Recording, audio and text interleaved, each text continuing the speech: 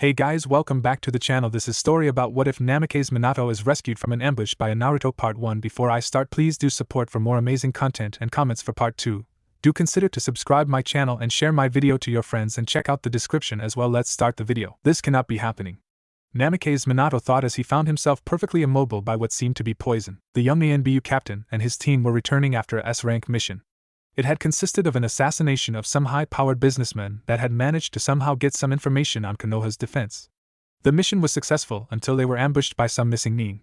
They wore no headbands, so he could not tell which hidden village they originated from, and they hid their faces by some masks. Due to chakra exhaustion and the element of surprise, his team were killed, but they took most of their enemies with them. Soon only Minato remained and 2 other missing nin. He was about to move for the final strike when he found his entire body not listening to his commands. Thus, he fell to the floor paralyzed. This was when he felt the pinch of a samban on his neck. He tried to assess the situation. He could feel, but he couldn't move a single muscle. He thought he was going to die, but it seemed that fate was too cruel and wouldn't even allow that. Such a waste to just kill you now, let's have some fun. One nin said, taking off his ANBU mask. Minato could feel his heart hammering against his chest as the 2 nin tore at his already ripped clothes. He knew the protocol to follow upon sexual assault, but no training had ever mentioned or prepared them for the humiliation that one would experience in this situation. Rule number 25, he chanted in his head. He was not going to give them the pleasure of reacting. He could feel everything. He could hear everything. He could see everything. Rule number 25, those rough hands, they tugged, pulled, pinched. They burned against his skin. Rule number 25, the 2 tongues as they licked, bit, sucked. He felt dirty. Rule number 25, those 2 faces burned themselves into his memory. He could hear the moans and groans that made his stomach churn. If he wasn't paralyzed, he would have thrown up. He could feel the tears prickling his eyes. That was odd, he had tear ducts. Rule number 25, he closed his eyes. He will not break here.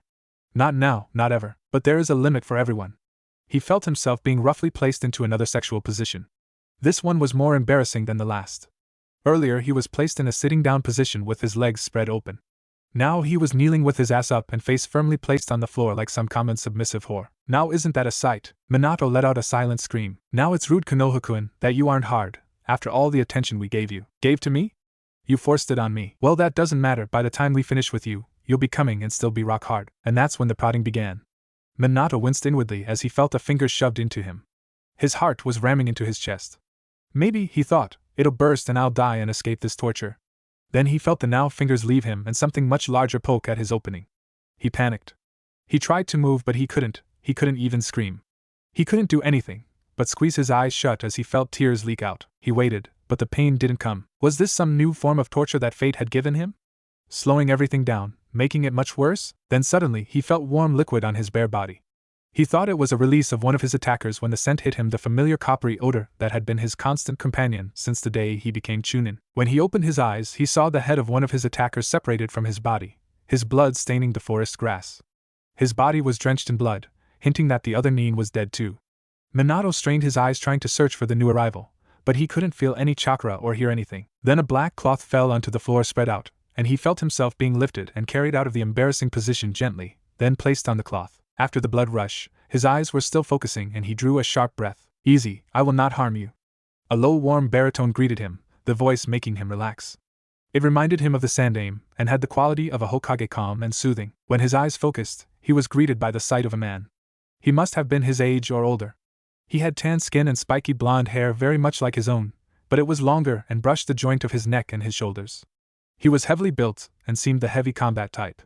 But then again, he had stealth and could hide his chakra extremely well. He looked at the shinobi's face and took in the well-defined cheekbones and strong jaw.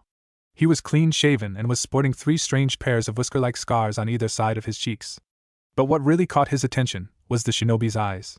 They were the color of his own, but more intense. They had a richer coloring that seemed to glow, and held a hint of purple. I will not harm you, the shinobi repeated, locking his intense gaze with his. Suddenly Minato felt warm, protected like nothing in the world could harm him. But he blinked away those feelings and forced himself to feel caution. While holding the gaze, he felt the cloth being wrapped tightly around his body, covering him. Warily, Minato felt around for the nin's chakra. It was different, free, alive and powerful. He could feel it pulsing and flowing. Minato had never come across anything like this in his short life in Konoha or anywhere else before.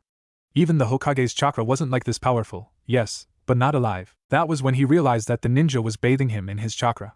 This was used by Jounin senseis on their genin teams to wash away the after effect of their first-time exposure to killing intent. The shinobi was using it to wash away the feeling of shock and to remove the effects of chakra exhaustion. It was effective, save for the fact that the technique cost a lot of chakra, but by judging by the look of the shinobi he didn't seem to notice. There are more shinobi arriving from IWA and heading this way. He spoke slowly and looked directly at Minato, before picking him up and jumping away from the area. Minato looked at the blonde again. They were traveling at high speed and the man didn't seem to be showing any signs of fatigue or slowing down. Looking at the sun, they seemed to be traveling towards Konoha, and it was evening. It was night when the shinobi stopped at a small stream that ran by a cliff. He was placed down near the stream and the shinobi spoke. The poison's effect should be over by now. How did he know? Minato thought, looking at him, as his plan to fake paralysis so he could let the shinobi underestimate him went out of the window. By doing so he could easily overwhelm him using the element of surprise and find out what he wanted that way. The shinobi smiled at his confused look, which he cursed for letting appear on his face. He saw him take out a scroll and release something. It was a pile of shinobi clothes. Sorry if they are a little too loose, the shinobi said, before he bowed and turned away towards the cliff wall. Minato felt a surge of panic flood his system at the thought of this shinobi leaving him. Why? Why was he feeling like this? Shouldn't he be relived? He didn't understand. But those thoughts and feeling were calmed down at the words. I'm going to set up camp. I won't be far, just in there. And he pointed to a random section of the cliff wall. Minato watched him walk towards it and then disappear behind it. That's when he realized that the rock walls overlapped each other, creating a natural hideout and defense. How did he know about it, not us? They were now in Fire Country and half a day's trip from Konoha. Shaking his head, he classified those thoughts as ask later and did a chakra scan of the area. Satisfied that no one was around, began to strip, wrinkling his nose in disgust at the smell. The other blonde was awfully polite not to comment on it, and just subtly hint to have a wash. He was covered in dried blood, saliva and who knows what other fluids. The wounds from his attack were now inflamed and swollen. There were handprints on his chest and hips. He must look like Jiraiya-sensei after being dealt with Tsunade-sama. Smiling slightly at the thought, he got into the stream. The blood came off, but not the grime or the feeling that he was filthy. Sighing, he reached for the pile of clothes the shinobi had left him. When he pulled up the shirt, a small travel bar of scentless shinobi soap fell onto the grass. Letting a grateful smile appear on his face at the thoughtfulness of the other blonde shinobi, he returned to his washing. Once he was satisfied he was clean, Minato dressed in the borrowed clothes. They were a size or two big like the shinobi had said, but not baggy. They also held the same scent of the other blonde. He couldn't describe it, but it was similar to the wind on top of the Hokage monument. Where had that come from? He blushed at that thought and shook his head. Unbelievable, the Hokage's most trusted ANBU acting like a genin rank kunoichi was just unbelievable. Still disturbed at his own thoughts, he walked towards the section of the cliff that he saw the other blonde disappear behind. In his arms he carried the now damp cloak which he had washed in the stream with the remaining soap. Treading cautiously and expecting an attack, he entered the cave through the hidden entrance. One could not be too careful after all. The sheer size of the cave took him aback. The cave was larger than what he had imagined it to be, much larger. The inner walls had a glossy surface which reflected the light from the small fire, lighting the entire cave dimly. There were two sleeping bags by the fire, and he spotted the blonde sitting on a flat rock prodding the fire lazily. Thank you, Minato said, handing the damp cloak to the blonde, but it still needs to dry. Leave it on one of those flat rocks, he said, gesturing to the one near the fire. Then getting up, I'm gonna have a wash. And walked towards the exit. Minato sat near the fire, warming himself. The shinobi hadn't left anything around to investigate, save for the sleeping bags, and he checked those for traps, seals and poisons. He searched the cave for anything that could lead to any harm. Only a genjutsu to hide them, and some seals that would alert them if anyone other than them stepped within 10 feet of them. Minato did an assessment on the ninja. Skill-wise, he was a strong shinobi, definitely above Jounin. He was very skilled in sealing and had high chakra reserves, but possibly only moderate chakra control due to the genjutsu, which was not powerful. Personality-wise he seemed friendly, but one never knows. Minato's musing was cut short when he saw the other blonde arrive.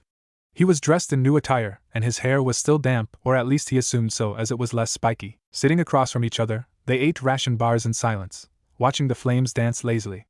Then Minato broke the silence. What do you want from me or Konoha? No better way of asking than straight. The shinobi looked at him in surprise and then amusement before replying, nothing. Minato shot him a look of I don't believe you. The shinobi laughed. Yeah, it's pretty hard to believe. Then why did you help me do all of this and head towards Konoha? You seem to be in a tight spot and I have hero complex. I also want to join Konoha. Why? The shinobi smiled. But this time it was sad, tired, as if he had seen the endless fighting and was sick of it. That I cannot tell you. It's something only the Hokage should know. Minato stared at him, to see if there were any hints to his secret. May I know your name? The shinobi snapped out of his depression and slapped his forehead. Sorry about that, I completely forgot. My name is Naruto. He grinned. Minato couldn't help but smile back. Yours? Naruto asked. Minato sent him a questioning glance. Most shinobis knew who he was due to his reputation in the bingo books. So he carefully answered, Minato. Namikaze Minato? Minato nodded, so the blonde knew or at least had heard of him. So you're the bastard that everyone keeps mistaking me for. Minato was stumped. He didn't expect that. He was ready for all fear, hostility, worshipping or no reaction at all, even a smug reply on how the great Namikaze Minato got into such a humiliating position and had to get rescued like some damsel in distress. But instead he got good-natured laughing and calling him a bastard. Do you know how much of trouble I got into because of you? Naruto continued chuckling. Now I know why IWA Neens attacked me on sight and rabid women tried to jump me a lot. Minato couldn't help it. He broke out chuckling. The mental image was too funny to resist, and the infectious laughter from the other end didn't help either. But he did notice the similarity between him and the other blonde, the same coloring for one. The main difference was that Naruto was heavier built and taller, while he was leaner. He would never admit it, but Minato had a more effeminate look in comparison to Naruto. I'm sorry for the inconveniences you had to face, Minato said in an amused tone. Nah, I don't mind it much. Just there is a limit and women don't understand that. Minato chuckled. Do you have family name, Naruto-san? Minato could practically feel the mood drop. Yeah, I do, but I choose not to use it anymore. Why? He had to get some information. He got no answer but the same sad smile. Naruto didn't even look at him. He seemed to be gazing off into the fire, but Minato knew that Naruto wasn't even here. He knew that look. He had seen it upon so many fellow shinobis' faces when they were looking at the memorial stone. To Minato that look told him enough. This was a shinobi who had lost everything and wanted nothing but to start a new life. The want to join a village and choice of not using the family name were the hints he needed. Minato secretly admired the blonde for the mental and emotional strength to pick oneself up and move on after everything you knew, believed in and lived for had been taken away from you. You've lost your village. It sounded so blunt. Naruto's eyes widened for a fraction of a second and his head snapped towards Minato in surprise. Then he let out an uncharacteristically sad sigh of defeat and went back to poking the fire. That was Minato's answer. He watched as the shinobi poked the flames. His grip was so tight that his entire hand was white, and his jaw was clenched so hard Minato could practically hear the teeth being grounded. His eyes seemed narrowed to slits and his other hand was clenched into a fist, and his entire body seemed to be trembling with anger, but he was still sad. Minato blinked at the realization. Naruto was feeling guilty. Only one person in an entire village would feel guilt of that level, at the destruction of their village. You're a Kage. Okay. Enough talk for one night. See you in the morning? Don't bother with the shift, taking the seals are enough. Good night. And he picked the nearest sleeping bag and fell asleep with his back facing the fire and Minato. The obvious attempt at changing the subject and abrupt ending told him two things. 1. He hit the nail on the head, and 2. He seemed to have inherited Jiraiya's lack of tact at stating something bad. Severely regretting ignoring the other blonde's wishes to not speak about the matter, he stood up, bowed and said, Forgive me, I shouldn't have. He was cut off before he could finish. It's fine. Just go to bed. Minato winced at the tone. It wasn't cold, but it wasn't warm either. He knew that he had crossed the line. Cursing his stupidity and big mouth, he crawled into his sleeping bag and gave one last look at the other figure before falling asleep. The next day, a little past noon, the blonde duo had arrived at the gates of Konoha. Minato glanced at Naruto out of the corner of his eye. Was this a good idea? To let an unknown shinobi of Kage level into their village was purely illogical and insane. But then again, they would need all the help they could get and all the allies they could make, for they were a few steps away from war unleashing with IWA. The shinobi was a seal master. He had large chakra reserves and a possibility an encyclopedia of powerful ninjutsu. Having him on their side would certainly tip the scales to their favor. After they cleared the necessary paperwork, the two went to the Hokage residence where Naruto requested an audience, and Minato had to submit a mission report and brief the Sandaime about the meeting with Naruto. After the briefing, Minato glanced hesitantly at the door, knowing that once he let the blonde in, there was no going back. He normally would just let the shinobi go through the standard procedure that consisted of an appointment with Konoha's torture and interrogation force and an extensive background check to declare him safe, and only then he would be greeted by the Hokage. The interrogator had informed him that there was no intent of causing harm to Konoha, but anything related to his background the shinobi was very vague or didn't answer at all, instead replying that only the Hokage is allowed to know that information. In short, he failed the screening. When Naruto entered the room, he felt a wave of nostalgia flood his entire system. The old man seemed to be eternal in his mind. The only difference was he looked a lot less tired, unburdened and younger, obviously, for he was about 29 years in the past. But the air around him remained the same. The grandfatherly but regal atmosphere was nothing but a bittersweet memory. Hokage-sama, I would like to have a word in private. Sarutobi waved off his secretary and Minato leaped out of the window. But Naruto smiled when he felt his father's chakra join the other three entities hidden in the room. He really didn't have to be NBU to know that they were in the room. Ever since he was a baby he knew that they were hidden in the room, even though he couldn't sense their chakra then. Now he had to applaud them, especially his father's, for managing to practically erase their chakra signatures.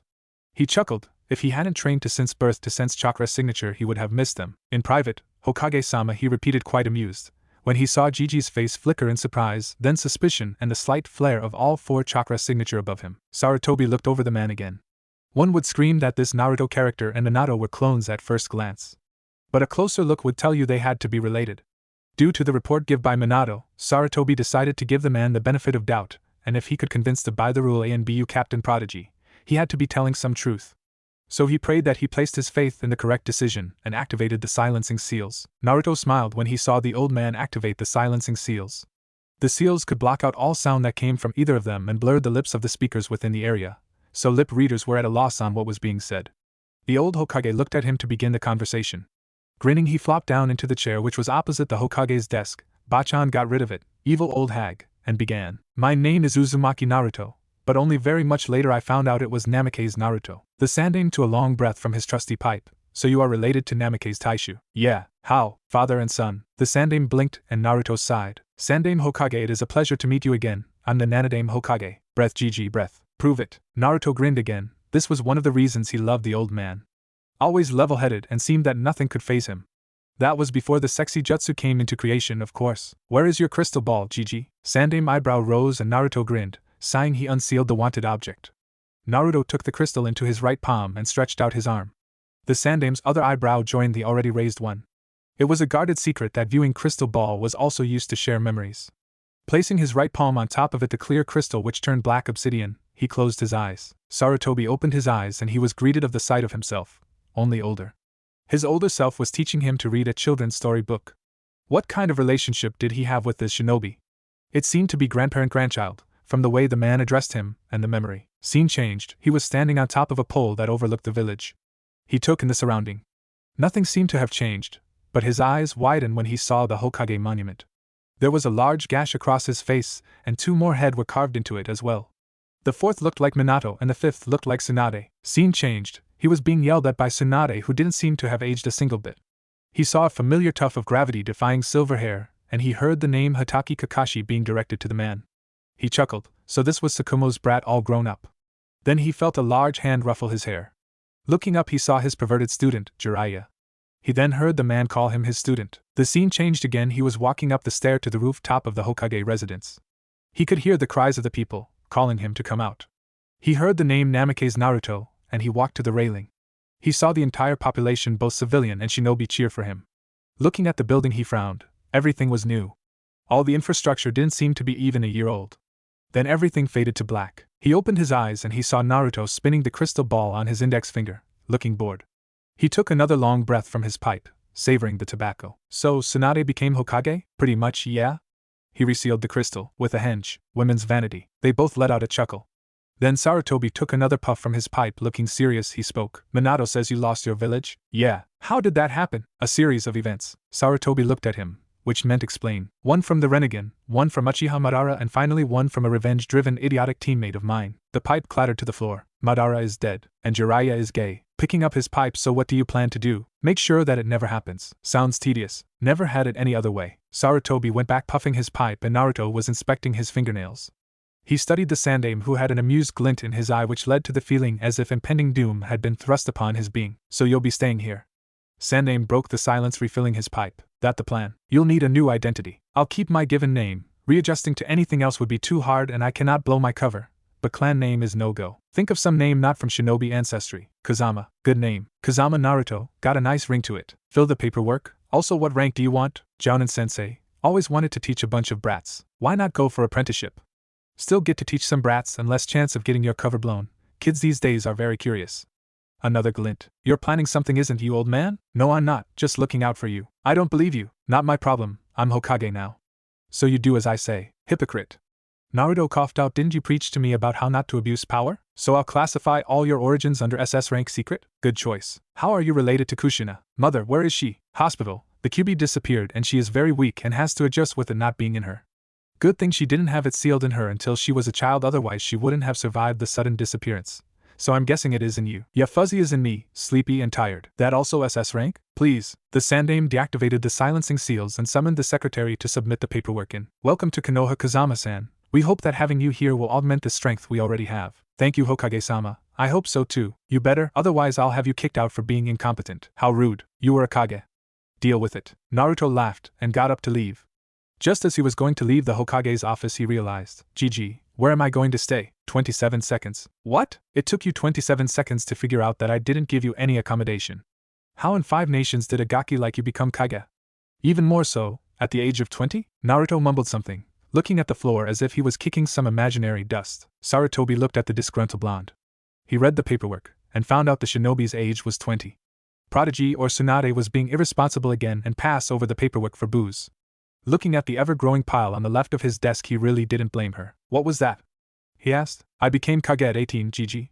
Naruto answered, acting like a disgruntled child. Meanwhile, a certain ANBU captain in the roof of the Hokage's office was acting like fish out of water, sending a small prayer to Kami for the little things in life like the masks the ANBU had to wear.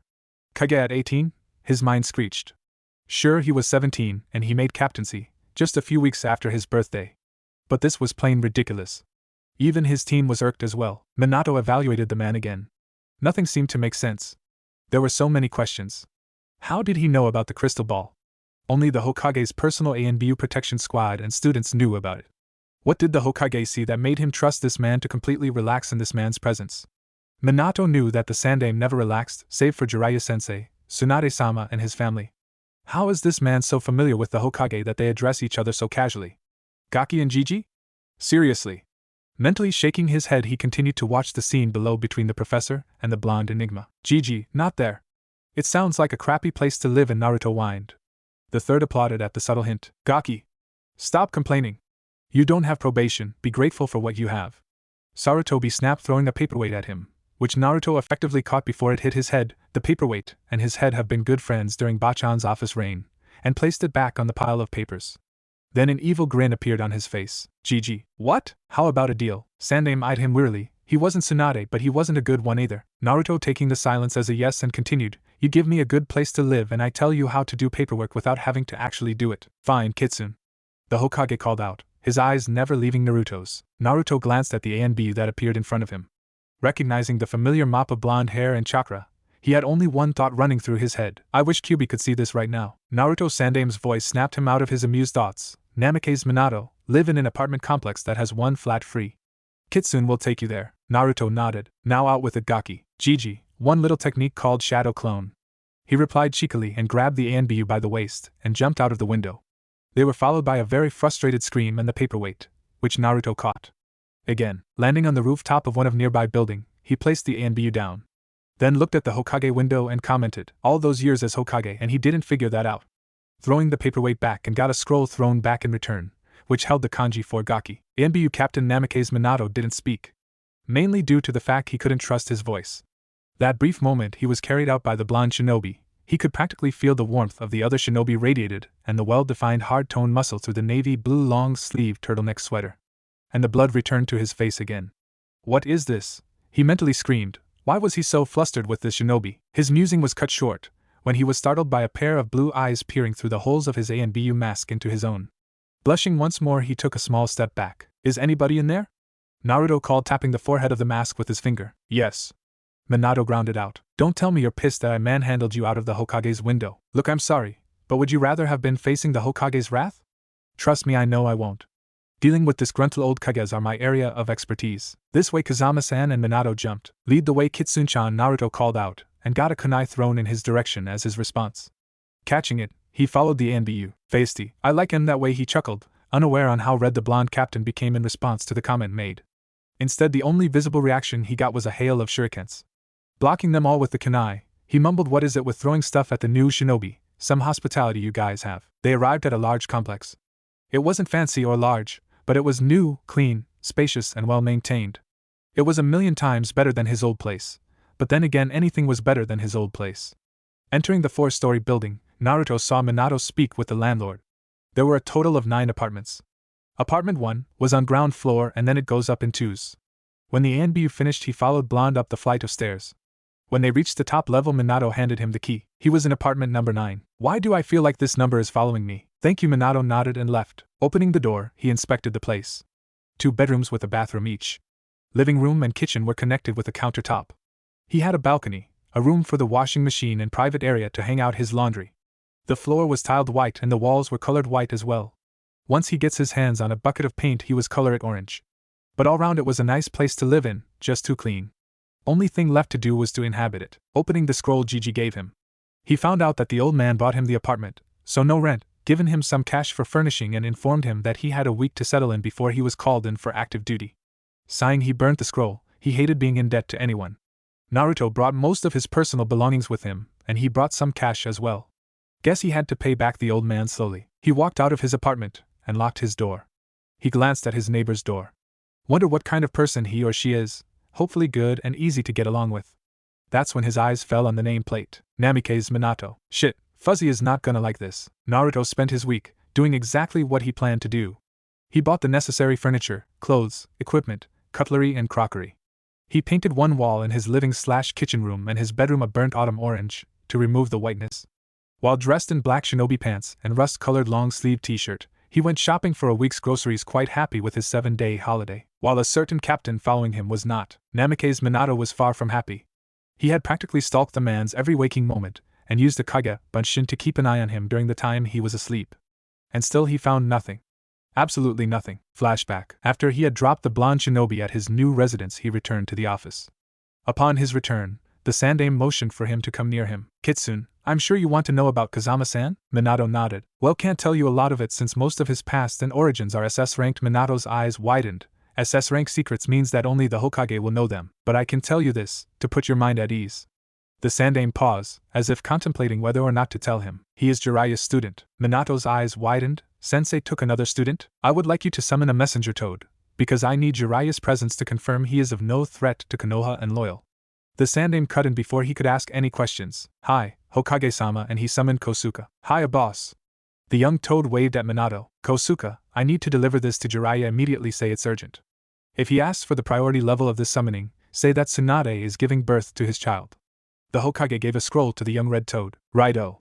And the summon poofed. Also the Sandaime continued looking at Minato. I read your report. I won't be sending you out for some time. You need time to grieve for your comrades and overcome the shock of your incident. Sarutobi added mentally. Minato didn't reply vocally, but his presence became agitated, signaling he received and understood the inaudible input as well. On that note, you mentioned that you went through the protocol to get the shinobi screened, but you didn't talk about the visiting the hospital or a medic need. There was no time, Hokage-sama, for the shinobi's screening took a longer time than average and he was adamant for an immediate audience with you.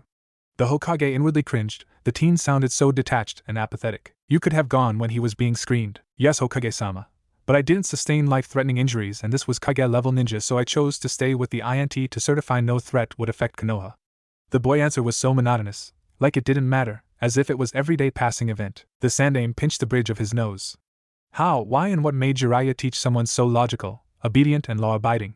His student was the direct opposite of the blonde in front of him. Standing up, Sandaime walked to the window with his back turned to the captain, putting those matters aside. I have another mission. The old Hokage continued. It's more of a personal mission. He paused for a moment looking at the village. I know you don't believe that Kazama-san is loyal or not dangerous. So I want you to observe him for this week. I gave him a week to settle down and relax. Also I told him that he has no probation, which means his guard should be down. Minato nodded and was about to begin his task immediately when the Sandaime spoke. I want you to know, I order you to go to hospital and get yourself examined before you begin this mission. He nodded in response again and flickered out. Flashback end. Minato sighed heavily as he half-heartedly followed the man home, watching as the man waved back at the elderly and children he passed by. Minato found out from his week of shadowing the blonde was that Kazama Naruto was an extremely optimistic, happy-go-lucky, likable person, who seemed genuine with his actions, and there was something about him made people drawn towards him. The type of person Jiraiya-sensei would like to train. The team watched as Naruto interacted animatedly with an elderly couple. He frowned at this. He remembered when the shinobi first interacted with any civilian. At first he almost seemed startled by the hospitality of the shopkeeper or vendors and surprised at the smiles the civilian greeted him with. Interesting. As Minato followed the blonde to his apartment, he mulled over how he interacted with Naruto. He didn't understand why he was so expressive with other shinobi. Earlier when he first met the blonde in conversation in the cave, he thought it was just the after effects of the event that make him so open, but the very next day when they arrived to Konoha he couldn't think of a logical reason. What made him act that way towards him? After dropping the groceries at his apartment, Naruto went for a stroll. It was late afternoon, and he had some time to kill. He mentally sighed when he felt his constant companion. Honestly, what was it going to take to convince the teen that he was loyal? He knew his father was many things, but the paranoia was news to him. He unsurprisingly found himself in the third training ground, mainly out of habit from his previous life. Glancing at the stumps, he smiled sadly at the memories they brought. Lazily, he walked towards a memorial stone, and at each he took closer towards the stone. The shinobi's chakra signature was becoming more and more easy to detect.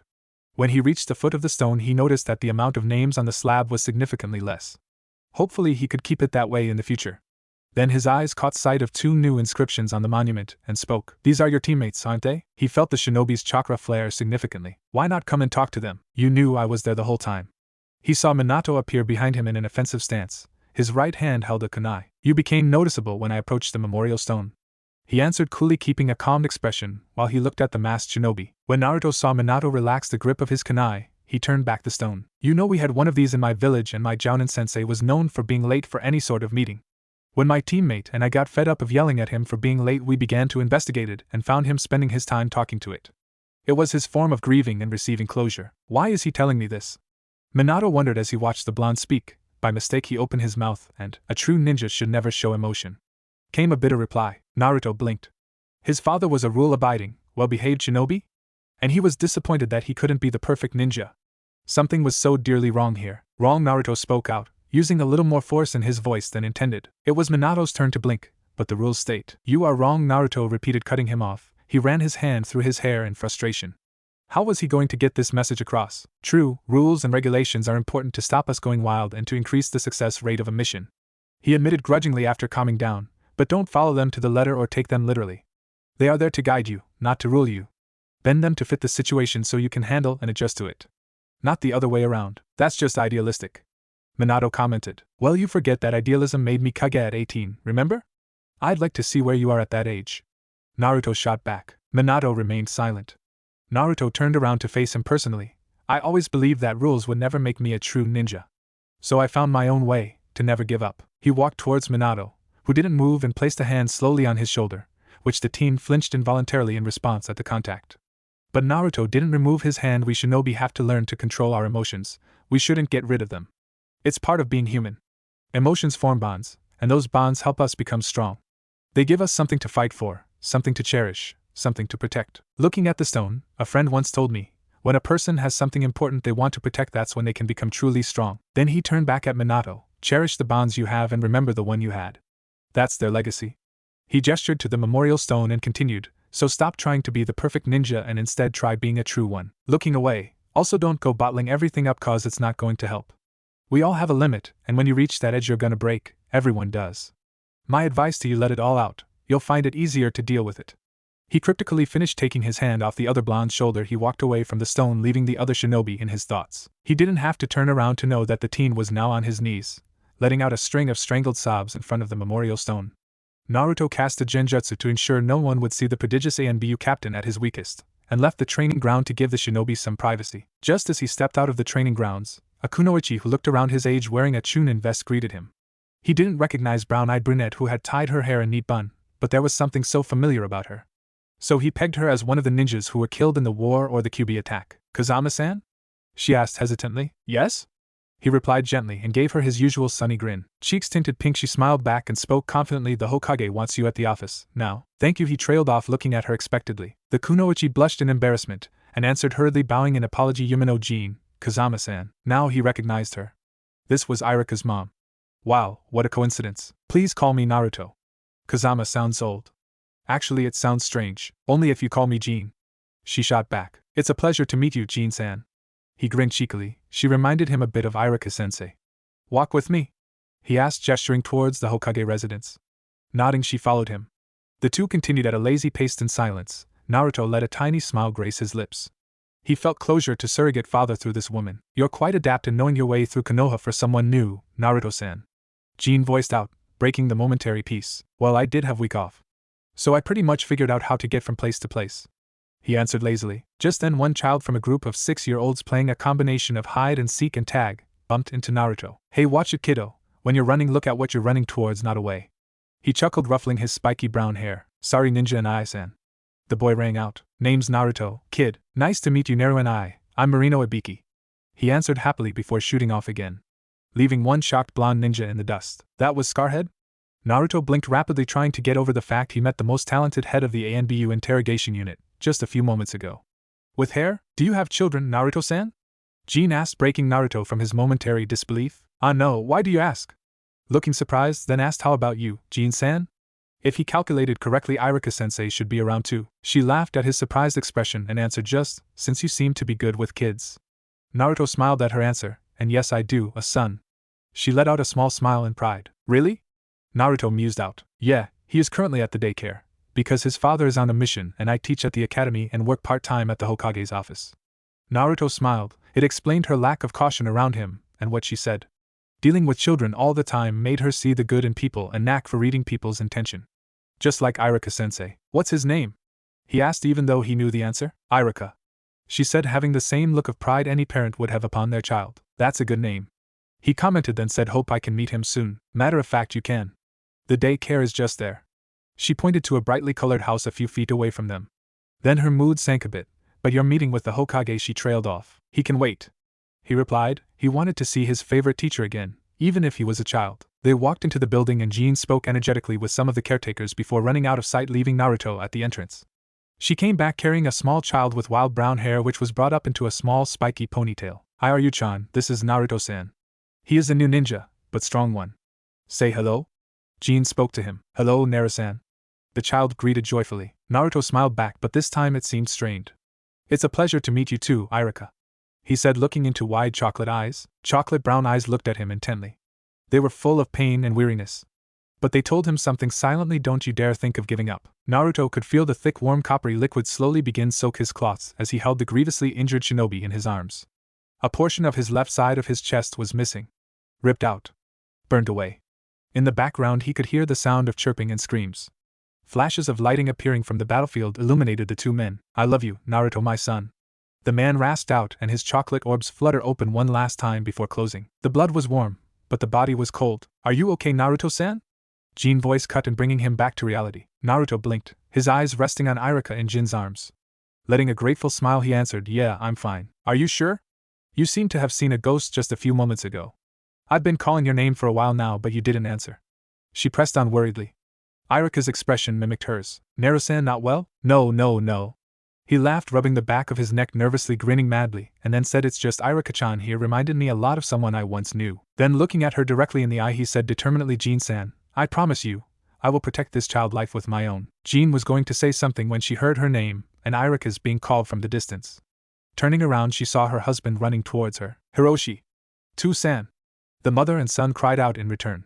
When she turned her head back to face Naruto, she found herself alone. Who was the blonde? Hiroshi asked her, when he came close enough to take their struggling son out of her arms. Naruto let out a heavy breath as he leaned against the wall in a dark alley. He was just few blocks away from the Hokage's office, and he needed some time to regain his composure. He didn't expect meeting Irika-sensei would shake him that much. Damn you, Sasuke! He hissed out, slamming his fist into the wall behind him. He was too angry to feel the tears run down his face. Upon entering the office, he saw the old man Hokage sitting behind the desk smoking his pipe, but what made him attentive was the other entity leaning against the windowsill of the office. It was Jiraiya. It took all his willpower not to leap across the office and embrace the man. There were so many different emotions flowing through his being. Sadness for his death. Anger, at him for dying and at himself for letting the old perverted bastard die. Fear that he might not be able to be his student again. But one emotion dominated them all, happiness. Pure undiluted happiness. Thus he allowed a huge grin that nearly split his face to emerge. Walking towards the Hokage, you called Gigi? On that note, Jiraiya let out a bark of laughter. Naruto studied the man. Indeed, he was younger, one could say, from his face and build. His spiky white hair was shorter, and the red markings were thinner than when he first met the perverted sage. There was also an air of confidence, power, and vigor. This was Jiraiya Toad Sage at his prime. So this is the Gaki you were talking about? An amused voice cut in. The name's Kazama Naruto, Erosenin. The Sandame let out a bark of laughter. We both know that's not true, Gaki. Naruto shot a glance at the silencing seals. Once seeing they were activated, he continued looking at the Hokage. So he knows everything, I presume? The Sandame nodded. And he needs proof? The Hokage nodded again. Crystal ball, Gigi. I don't want proof that way. Jiraiya cut in before the Hokage went to unseal the crystal ball from its scroll. I want you to prove you are my student my way, Gaki. Looking intently at Naruto, Naruto allowed his grin to turn predatory. He was itching for a fight, and he seemed like he was going to get one. So he casually asked, Training Ground 7? Meet you in 5. Jiraiya answered and flickered out, and Naruto followed a second after. Kids. The Sandame grumbled, deactivating the silencing seals, and informed his secretary that he would be out for a while. In exactly 5 minutes, 3 people appeared in Training Ground 7. This training ground was the furthest from the village and next to the Hokage monument. It was commonly used by shinobi if they were practicing high-ranked ninjutsu, and the Hokage's permission was needed to enter or use the training area, giving them privacy and secrecy for their spar. The ground had all the requirements and was similar in environment to Training Ground 3. There was a stream, trees, and a flat plain. Sandame sitting on one of the stumps near the entrance of forest area gave the limitation of the match. Taijutsu predominantly, kenjutsu, genjutsu, senjutsu and ninjutsus are allowed but nothing too destructive. I still want a training ground left at the end of this spar. He stressed the last word to get the message across. While Jiraiya's outfit didn't change, Naruto's did. He now wore ANBU-issued black pants and top with black fingerless gloves and the standard ninja sandals. He also had a sword about the size of a nodachi strapped across his back from right to left with his kunai and shuriken holster. The two shinobi nodded at each other and went into their taijutsu stances.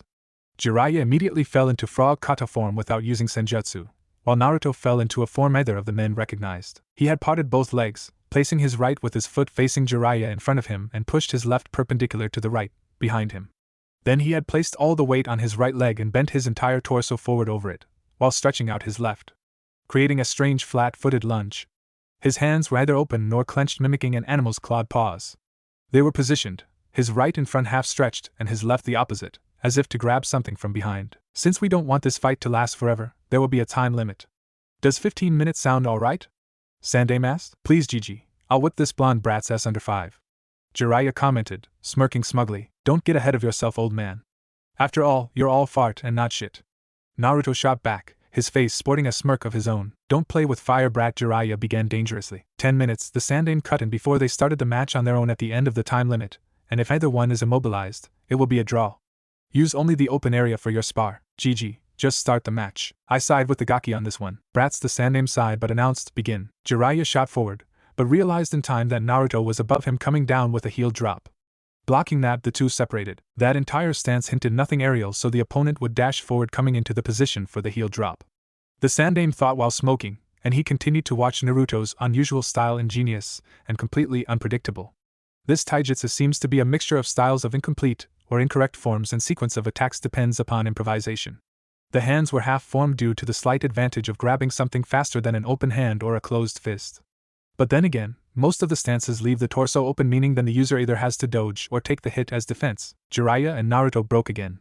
Both winded, Jiraiya began to use senjutsu but didn't go on to sage mode, for he would have summoned Shima and Fukasaku to help him balance the nature chakra.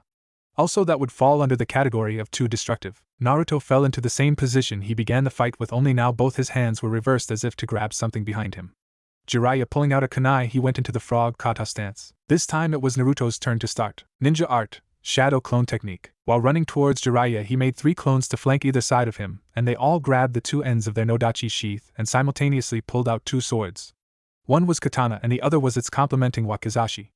A daisho. The two sparred for a few moments. Jiraiya blocked the swords with his kunai, and Naruto and his clones in turn dodged his punches.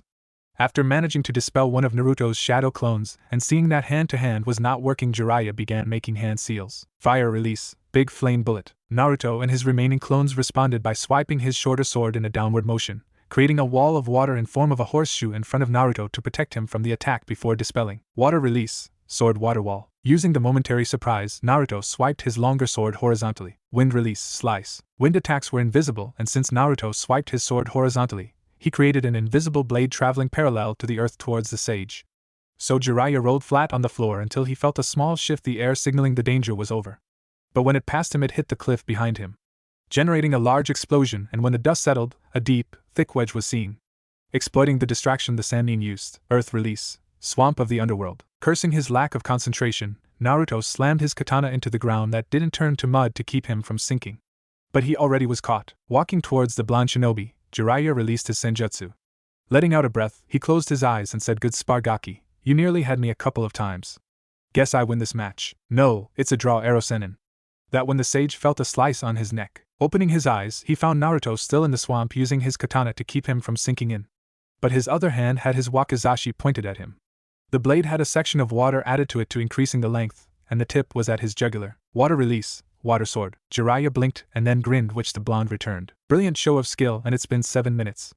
A third voice appeared. The two released each other and turned towards the Sandaime. You have an interesting dai show, the Hokage commented, eyeing the two blades. Jiraiya looked at him as well in interest. My primary affinity is wind, but I can manipulate water just as well. The swords are created to channel the chakra, release it, and manipulate it. I separated the two elements into two different swords. Holding the katana up, like you noticed, this is Kaze. I only use my wind element with this sword, and most of the time it's the attack sword. Then raising the wakizashi up, and this is Mizu. Like its katana, I use the water element. It's the defense sword, but can be offensive. Jiraiya absently rubbed the flesh wound on his neck. Interesting, you removed the disadvantages of hand seals and swords but kept the use of them both. Sandaime mused out aloud. Naruto nodded. Gaki, one more thing. Jiraiya spoke up. I can understand how you manipulated the wind element, since it's your primary affinity. But how did you use water? We are quite a distance from the stream and your elemental chakra can only do so much. When Mizu channels my chakra, it charges the air around it and condenses the moisture in it. Naruto demonstrated again. This time slowly, showing the gradual build of water around the blade. After the two men were satisfied with the explanation, he released water, allowing it to fall on the floor, and he resheathed the two swords. The three men walked to the forest. Sarutobi went back to the seat of his stump. Jiraiya sat down on a root of a tree with his back against its bark, and Naruto plunked himself on the floor. You were aware of the extension the nature chakra gives frog kata, also you were familiar with the style. Which means you have mastered sage mode? Jiraiya looked at Naruto. When he got a nod in return, he let out a smile and said, Gaki, I accept you as my student. Naruto's eyes widened for a moment, and then lowered his head in a bow from his sitting position to show his gratitude to the older man's statement. Sensei, whip out the crystal ball. Jiraiya called out to the Sandaime. Naruto rose his head and looked at the man in confusion and hurt. What? Jiraiya asked with a smile on his face. I finally get a chance to have a peek into the future, and you think I'm going to just throw it away? Naruto smiled and took the sphere from the Hokage and commented, no good, perverted bastard. Jiraiya chuckled in response and placed his hand on top of the orb, turning it black. After a few moments, the two broke the connection. Jiraiya looked at Naruto and said, dead last, huh? Naruto grinned in response. Then the Sanin's face turned lecherous and let out a perverted giggle. Glad to see Tsunade's beautiful jugs of milk will grace the office of the Hokages. It seems like there's something to look forward to in the future. Naruto face palmed and Sandaime sighed. Now that everything is in order, I will call a council meeting. The Sandaime cut in, grabbing the other two shinobi's attention. I'll tell them, you are one of Jiraiya's students he trained during his time of running the spy network. You became the Kage of your village, which was destroyed, and sought refuge in your teacher's village. After pausing for a moment, the two nodded in agreement with the older man's story. Which village? Naruto asked. There is an island northeast from Whirlpool Country. So far it's just filled with dangerous wildlife and no human activity. The land is very hilly and filled with a thick forest. Jiraiya suggested, when the Sandaime remained silent. Are you sure you are not making this up? Naruto asked. As far as his geography went, he was sure that there was no such island. Jiraiya threw a rock at him. The Sandaime sighed. He feared the future of his village. Catching it, Naruto sighed. What is with you people and throwing stuff at me? Ignoring him, Jiraiya continued. So far there is no name given to the island, so come up with a name for it and your village. You want me to lie? Naruto asked. Gaki. Jiraiya pinched the bridge of his nose, sighing. We are ninja.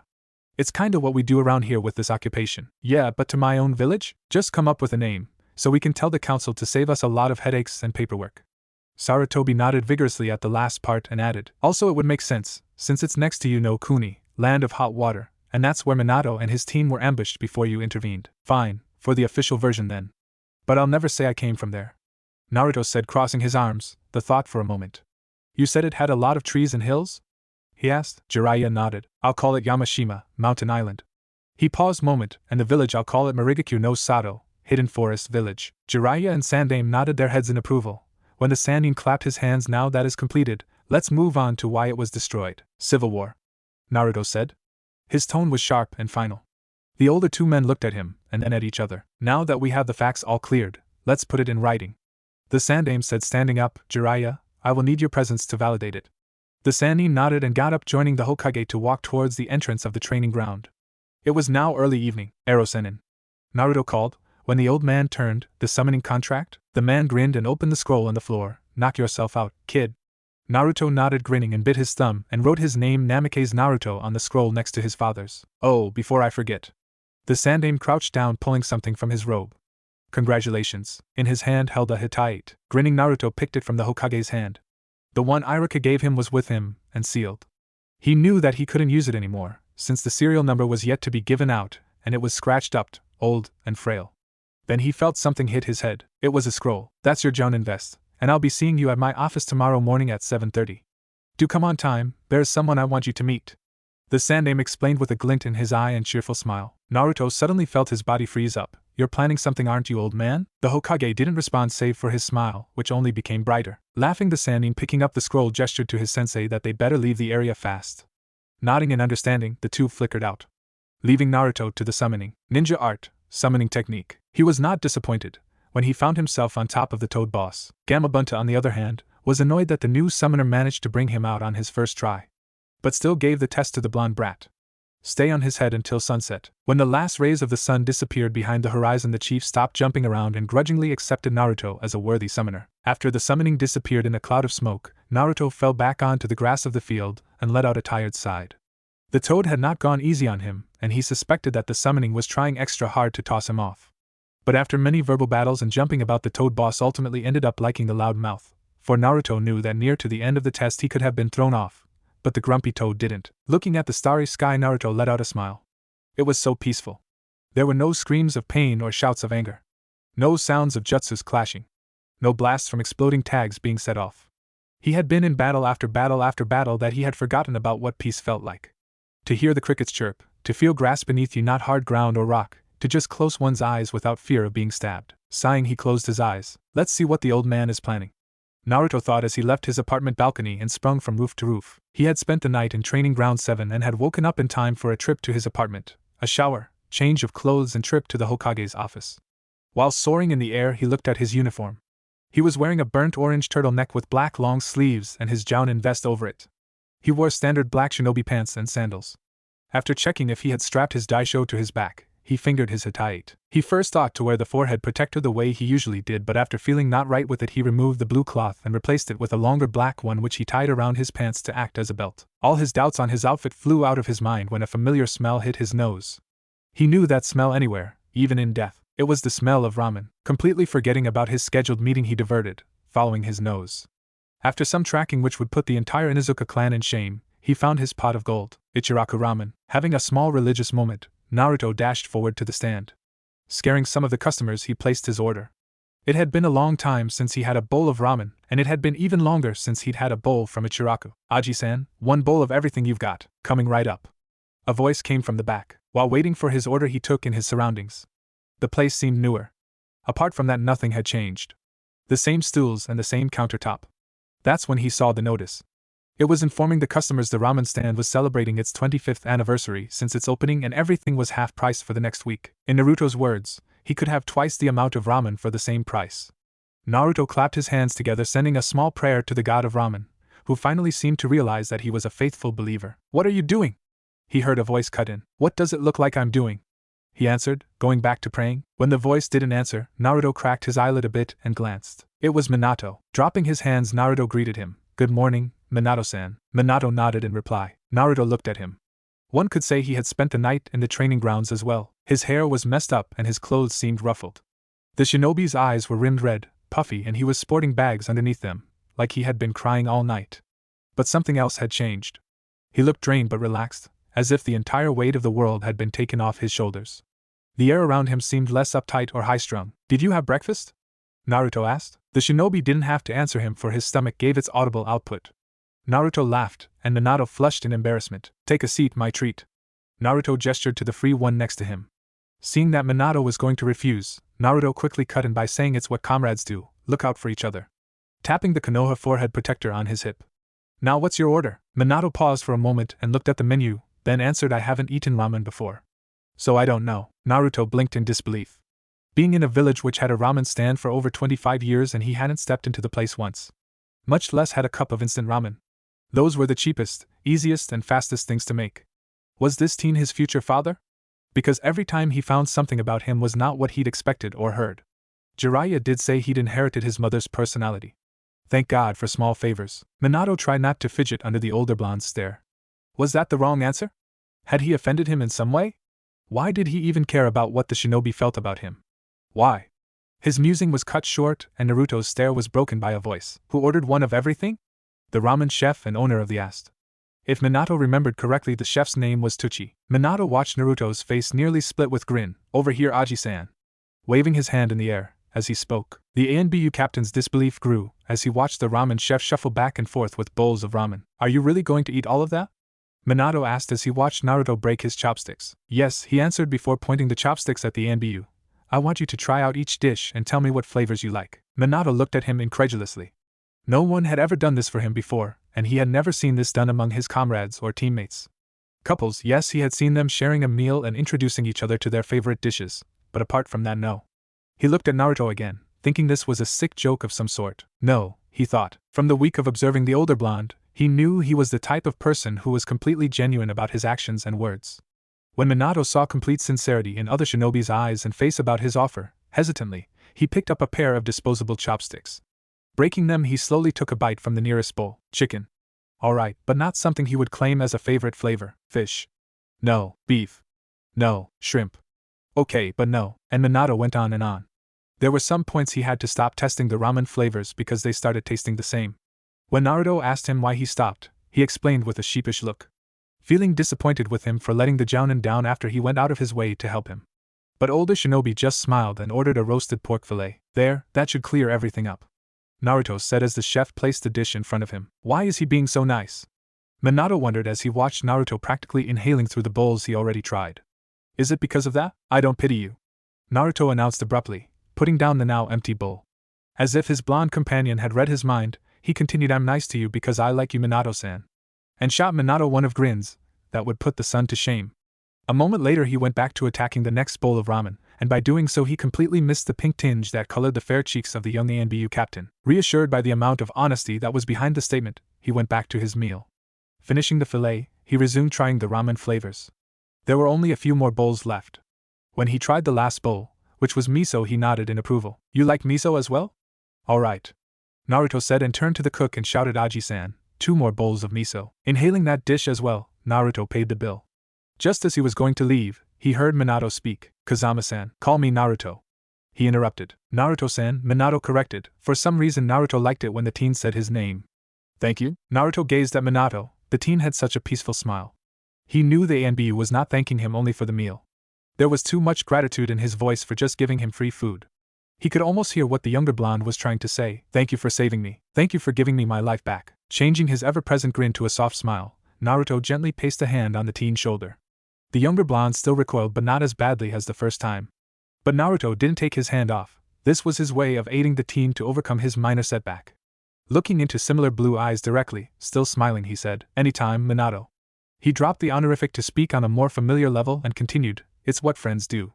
Taking his hand away, Naruto left the ramen stand, leaving behind a wide-eyed blonde teenager. Once again, completely missing an already pink-cheeked captain turned a darker shade. Soon after the initial reaction faded and Minato's face returned to a normal color, he let a secretive smile appear on his face and turned back to his meal.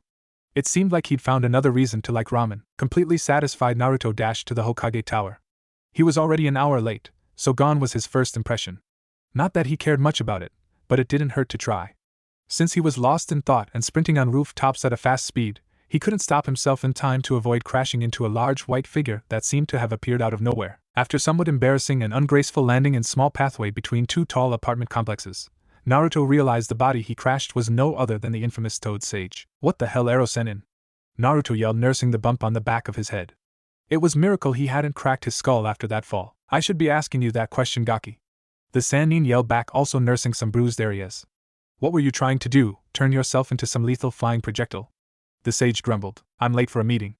Now hurry up if you're here to tell me something, Naruto demanded impatiently. Fine, you impertinent brat, Jiraiya said, quickly casting a strong genjutsu around them and performing a chakra scan. He continued, I want to update you on the council meeting. That caught Naruto's interest. Seeing that the blonde was listening, Jiraiya went on. You passed. They accept you as a loyal shinobi of Konoha. Naruto let out a breath of relief but then asked, There's a but coming, isn't it? Jiraiya nodded and Naruto sighed. We didn't think this through enough. The sage answered, They wanted to know why they haven't heard of this Marigakure before. Naruto shot him and I told you so, look. Ignoring it, Jiraiya explained. So sensei and I told them it was a small village and had no alliance with any main hidden village.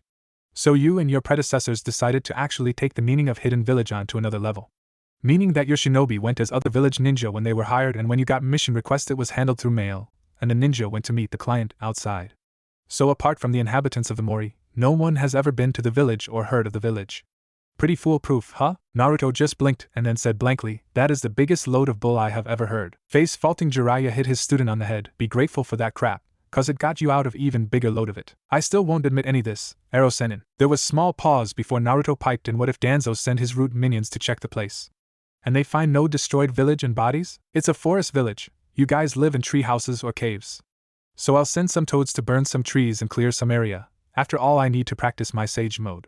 The bodies, let's imagine, you incinerated the ninja and buried the civilians, giving you time to assume that whatever remaining infrastructure rotted away. Jiraiya answered, taping his chin with his index finger. You can make any amount of bull on an imaginary village, I'm not gonna admit it. Gaki, it's really nice to hear that you're so loyal to your village you won't even lie. But in your situation you can't really tell the truth. The sage replied dryly. Can I be vague? Not on paper. Pause, aren't you supposed to know this? Yeah. But a lie is still a lie no matter for what reason. That way of thinking is going to get you killed. I'd like to see that happen. The Sannin hit his student again. Gaki, you may have gone back in time, but you're not God. I know, you pervy bastard. The blonde replied, rubbing his head. Speaking of going back in time, how did you wind up here? The Sannin asked, looking at the now uncomfortable blonde. That's a very long story, for another day. Naruto dogged the question. When I come to terms with the events that force me to choose to go back in time, I'll tell you. It's a promise. Jiraiya nodded. He had never seen the blonde so depressed. It seemed so strange to see the ball of unlimited bright energy so deflated.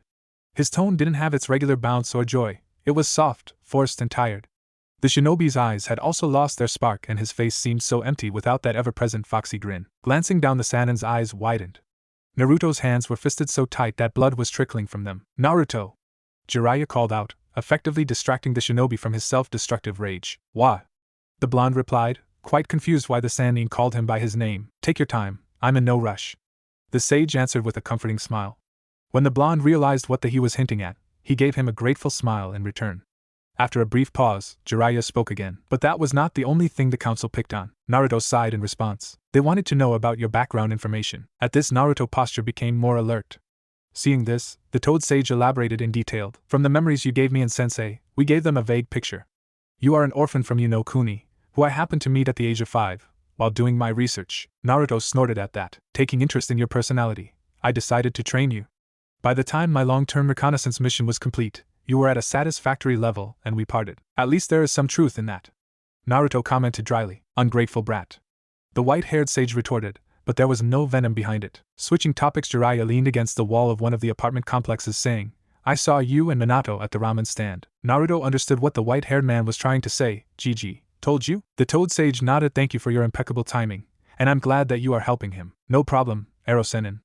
Naruto waved it off. But the sage continued, I don't want to burden you, but my hands are tied. I cannot do anything until he tells me. Otherwise he'll just think I pity him and push me away. Sounds like what he would do. Naruto mused out, tapping his chin thoughtfully. He then said, I want to help, Ero Sennin, but it's up to him if he is willing to take it. Pausing for a moment, the blonde said, also I don't want to resort to the option of beating it into him. Sound counterproductive. Jiraiya commented. Don't worry, it works. Naruto said, thinking of Neji, Gaara and Nagato. He just needed to pick a fight with the blonde. It couldn't be spar, since it involved a lot of emotional issues, and the younger blonde needed to vent. Seeing the Sannin's disbelieving gaze, he answered, it's a last resort thing. If everything else fails, I use it. Jiraiya shook his head, saying, whatever, Gaki.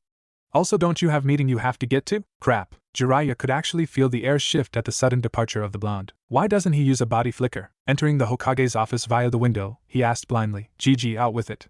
What you planning? The Hokage, not a least bit surprised, answered while smoking his pipe. Gaki. So glad that you could join us. Ha sat casually sitting on the window ledge, so he wouldn't give away his confusion. Naruto asked us? Where is us? Looking around for a second person. He could feel another chakra, which was familiar. But he couldn't pinpoint the exact location. He could, but the direction the chakra signature was coming from behind the Hokage table, and he saw no one standing. So he thought he was sensing wrong. Soon as the words left his mouth, he saw it. A painfully familiar tuft of gravity-defying silver hair came into view from behind the tower of paperwork. He didn't. Naruto thought, quickly looking at the old Hokage in disbelief. Seeing a cheerful smile and the same annoying glint in his eye, Naruto let out an exasperated breath. He did. Kazama Naruto, this is your apprentice Hatake Kakashi. Hatake Kakashi. Little Hatake Kakashi, you're late. An irritated prepubescent voice came from the child. The irony. Naruto thought before letting out a howl of laughter. After nearly falling out of the window laughing, Naruto calmed down. Still amused, he looked at his future sensei. His much younger future teacher was dressed in a miniature A and B uniform. They make those in that size? save for his top, which was a short-sleeved black t-shirt with a thick white strip on the shoulders. The child wore black elbow-length gloves with metal arm guards. Even at this age he still wore his mask. Damn it, the only physical difference was that Naruto saw both his eyes, and his forehead protector wasn't slanted. But his personality was another story altogether. Hatake Kakashi wasn't a calm, collected, laid-back and relaxed shinobi in his younger days. Instead he was militaristic, strict, obedient, alert and uptight, the model shinobi. In Naruto's opinion he was a brat. A brat with an attitude that he knew how to use. It kind of disturbed Naruto how such a cold personality could come from a child so young. But when the child tried to chew him out for not being on time he couldn't help but laugh, which only further aggravated the boy's mood. He thought about all the payback he could get, and one was using his sensei's late excuses. No, the blonde stopped himself from using the most common excuse of the silver-haired boy's older counterpart. From what he heard from Gai-sensei, Kakashi was not the creator of those excuses. Instead, the inventor was his teammate Obito. If the Hatake child met the Uchiha and heard a similar excuse, coincidence would not be enough to cover it. So instead he opted for a vague truth. Sorry, had ate to pay my daily respects to gods, met and made a new friend at the place of worship, thus converting him into a fellow believer, and once leaving the shrine I ran into a white toad who wanted to inform me on the procession of last night's unholy gathering. Kakashi gave him a deadpan look. Naruto smiled brightly in return and Sarutobi sighed. Kazama Naruto, this is Hatake Kakashi. The Sandaime repeated, since the first time seemed to have fallen on deaf ears. Meet me on the roof within 15 minutes, Gaki, directed Naruto, earning a glare from Kakashi.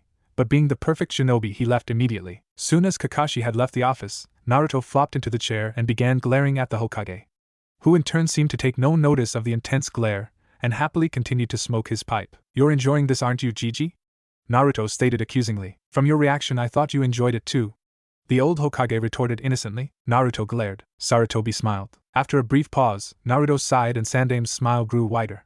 He won. Tell me the bio, Gigi, Naruto said, already regretting his decision to even consider training the little scarecrow. Hatake Kakashi, 6 years of age and newly appointed Chunin. Naruto cut him off. 6 and Chunin?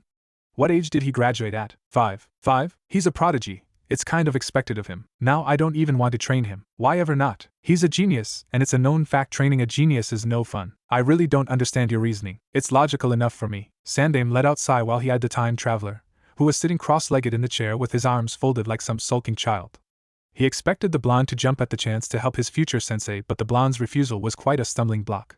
That when the idea hit him. Naruto, I heard from Jiraiya about your Nindo. Naruto eyes widen. The old man wasn't going to use his belief against him, was he? Seeing that he caught Naruto's attention he continued. Sarutobi kinda felt bad for the blonde. It was to never give up, wasn't it? Taking a dramatic pause he went on, kind of hypocritical in what you're doing now. Seeing that there was no way out of this he sighed, lowering his head in defeat. Fine, Naruto announced, but then added, I'll give the brat a test and if he passes, only then will he be my apprentice. The Sandaime nodded and Naruto got up to meet the brat. Maybe he should take his time to irritate the boy. Soon as he reached for the door the Sandaime cleared his voice to catch his attention. One more thing about the boy. The Hokage paused a bit. Hatake Kakashi is a new orphan. Naruto raised his eyebrow in question. His father, Hatake Tsukumo, took his life this morning. Kakashi was the one who found the body when he was coming home to announce his passing of the Chunin exam. Letting the information sink in, Naruto nodded and left the office. Soon as he closed the door Naruto smashed his head into the opposite wall.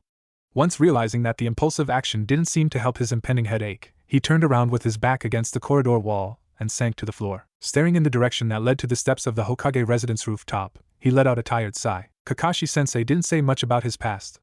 Naruto knew Kakashi was part of his father's future team. His teammate and best friend died saving him, which he never allowed himself to let go of the guilt. He didn't know much about Kakashi's family background, specifically about his father. But after becoming Hokage, he had to reread the history of Konoha, and that was when he found out about the fall of the White Fang. If only I remembered the dates, I could have prevented the man's death. Naruto shook his head vigorously. He had to focus on what was happening now, not on what had happened. At the moment he had a mentally and emotionally traumatized boy on his hands. A boy who had just found his father's cold body, and was hiding his tears behind a mask. Both literally and figuratively. Standing up he walked slowly towards the staircase. Naruto knew before the Sandaime used his words against him that he wouldn't refuse training his teacher. Even not knowing about the brat's trauma, he knew he wouldn't fail his teacher. But he wouldn't give the boy a walk in the park either. Naruto prided himself for not being the type of person who held grudges, but his behind had a bone to pick with the boy. Maybe after passing the little scarecrow he would ask Kakashi to move in with him, and if the brat refused he would ask the Hokage to do it for him. He did have a spare bedroom and he was a fairly responsible adult. Even though Kakashi was a legal adult by shinobi terms, he was still a child. No matter how mature the prodigy was, his mind was still inexperienced, fragile, and just isn't ready for what is to come. Plus, it would do wonders on the psyche of the boy to get away from the memories of his old place. When he reached the base of the staircase, it hit him. Gigi knew all along. Looking back in the direction he came from, he let out an annoyed huff. The old man knew all along that he wouldn't refuse and would go so far as to become he guardian of his apprentice, the spawn of the disgrace, the village pariah, just like him. Still annoyed at the old man for manipulating him into it, and taking pleasure of his misery, he announced, looking up, "I'm no therapist, Gigi." If the old man was watching from his crystal ball, he would get the message. There was no if, for indeed the Hokage was watching the blonde. If the crystal could work both ways, he would have heard the Sandame's amused yet weary tone say, "I know, but you're the best I've got." Naruto took his time while walking up the staircase. He needed to think of a test for the brat. The ones he thought of so far were for teams and for teamwork. Since this was an apprenticeship, he was drawing a blank. How was he going to get through to the 6-year-old? Kakashi was currently extremely driven by the shinobi code due to his father's deflection of them, which indisputably led the Hotake name to disgrace. Driven by code would mean a punctual, emotionless, obedient, and put mission first ninja. The type of ninja he never understood, the kind he hated. No, I'll leave the whole rules are stupid talk for later. Still wondering on what to give the child as a test, Naruto sighed. Pausing at the door for a moment, he opened it. "You're late." An irritated reply was the first thing he heard. How did he put up with us? Naruto wondered. Then again, we weren't genius brats. I know, isn't it great? He retorted, smiling at the boy, who in turn narrowed his eyes. Still emotional, "This won't take as long as I thought it would." Naruto walked across the roof towards the edge. Kakashi tailed the blonde obediently. Once the older shinobi reached the railing, he leaned against it casually so he could face the child ninja, who was in a stiff attention pose. Directing a welcoming smile at the child, Naruto began, "My name is Kazama Naruto. I like ramen, training, the color orange, and making new friends. I dislike traitors, fresh vegetables, superficial idiotic people, and a certain lighting jutsu." He rubbed his chest unconsciously. "My hobbies are pulling pranks and watering plants. My dreams is to..." Naruto trailed off. Glancing upwards at the Hokage monument, he smiled softly. "My dream is to make sure, whatever happened to my village will never happen to yours." Kakashi looked up curiously at the monument, and then at the blonde. Seeing this, Naruto said, gesturing, "Your turn, Chibi." Kakashi glared at the older shinobi but answered in a childish professional tone, "My name you already know. My likes and dislikes are not important.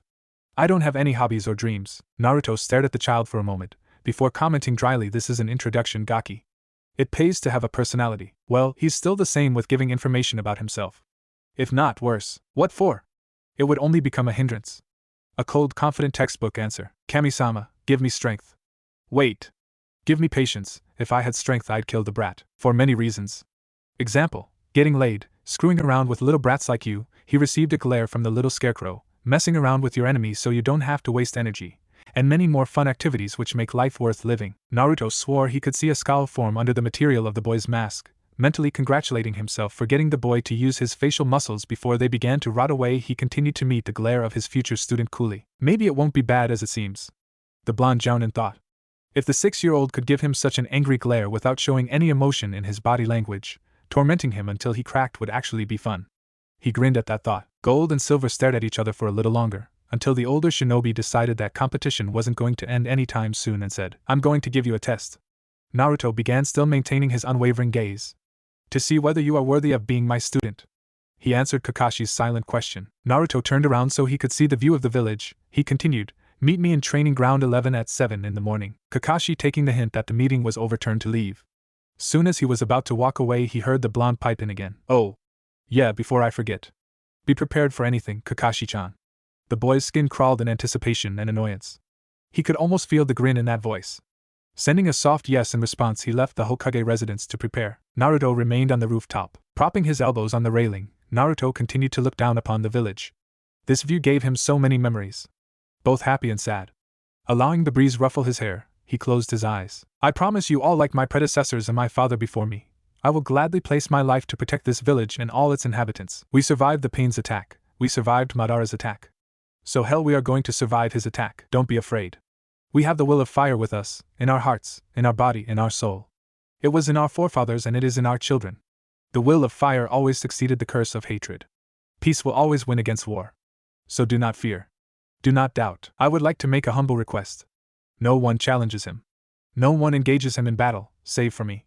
You all have people to return to, so I ask you one more time. Leave Uchiha Sasuke to me." "Sasuke," Naruto snapped, his eyes opened. The will of fire did win against the curse of hatred. But was it worth it? Looking up at the sky, half wishing God would take pity on him and give him an answer. Sighing, he lowered his head. Once he did, he felt it. A familiar presence. You can come out, Minato-san. There was a brief moment before a figure appeared next to him. For some time neither blonde said a word, until the captain broke the silence. How did you know I was there? Naruto didn't have to turn to know that Anbu was staring at him, for he could practically feel the other shinobi's eyes burn into his head. Brushing away the few strands of hair that flew across his face, he answered, training. Feeling the anger spike from the teen, he added, due to bare necessity. Seeing that the younger blonde accepted his vague answer, Naruto continued to gaze at the village. Minato sneaked glances at the older man periodically from the corner of his eye. He seemed wearier than when the captain met him in the morning. What happened in the span of an hour that left the Jounin so drained? Everything the new shinobi did and said made no sense. The man was just too unpredictable. Minato fought the blood rushing to his face when he realized that he had been caught staring by the very object he had been staring at. Cobalt blue eyes had locked his cerulean in an intense gaze. Why are you here, Minato-san? It took everything in the ANBU captain's willpower not to twitch. The Jounin had asked that question in the most innocent way. There was no annoyance directed towards him for spying on their meeting or hostility. Just plain curiosity. Even though the new shinobi had asked the question in such a way, the captain didn't know the answer. Why was he here? Seeing that his clone was patiently waiting for his answer, Minato just said the first thing that came into his mind. I was curious about Tsukumo-senpai's child. Naruto blinked in response. Now that was interesting new information. Really? He asked, perking his head in curiosity. How well are you acquainted with the brat's father? Minato pressed his lips together, mainly due to suppression of his laughter. He had never heard anyone called the silver-haired prodigy or asked about Konoha's white fang in such a casual manner before. Why do you want to know? He asked back. Naruto sighed. Well, if I'm going to be teaching that scarecrow brat, I must at least know something about him. And since he is going to be all tight-lipped about it, how am I going to get anything out of him? Minato smiled as he watched the blonde run his hand through his spiky hair in frustration and answered, that is no reason to ask around for information about your comrades. When they are ready or have enough of trusting you, they will tell you. Ah, still the good little shinobi. Thank you, Mom. Naruto thought. It seemed like he had hit a dead end. Just when he was about to give up, he remembered the captain's curiosity about him. Using that as bait, he causally began. Nothing in life comes for free, so how about a deal? Minato didn't respond, but the stillness in his posture told Naruto he was listening. Hook, you answer my question and I'll answer yours. You have my word. The captain didn't verbally respond, but his eyes narrowed and looked at the newly appointed Jounin. Lying. After a moment of contemplation, Minato finally said, deal. And sinker. I asked first, so you start. Naruto cut in before Minato asked his question. Seeing the reasoning in the statement, he nodded and began. Well, by the time I had reached Jounin rank, it was nearing the end of the Second Shinobi War. Since we had a deficit in the shinobi, Tsukumo-senpai took some of us Jounin and trained us to ANBU level. Jiraiya-sensei wasn't there, for he was concentrating on running his spy network. He took a brief pause to allow the information to sink and continued when he saw a slight nod from Naruto. Once I gained the ANBU rank, he asked me to stop calling him sensei, so I resorted to calling him senpai instead. Naruto's lips formed an amused smile. It seems he inherited nothing from the blonde in front of him save for his coloring. He didn't have the etiquette, calm, collected personality, or the quiet, controlled voice. He was loud, boisterous, frank, to the point type of guy. Even though he did have manners and respect, he gave it only to the people who deserved it. I believe it's your end of the bargain. The prodigy captain's voice cut through. Nothing SS rank. I don't want Gigi after my blood. Naruto quickly amended. The last thing he wanted was to be torn between breaking his word and causing a paradox. Minato nodded and for a moment appeared to be lost in thought. Naruto meanwhile fought the urge to fidget in anticipation. After what seemed like forever in Naruto's opinion, Minato cleared his throat and asked, looking directly into the eyes of his companion, Who is Sasuke? Who is Sasuke? Soon as those words left his lips, Minato saw a complete change in the blonde's features. His warm, friendly expression vanished and was replaced with a blank, emotionless front. His relaxed posture became tense within a second and his grip on the railings tightened.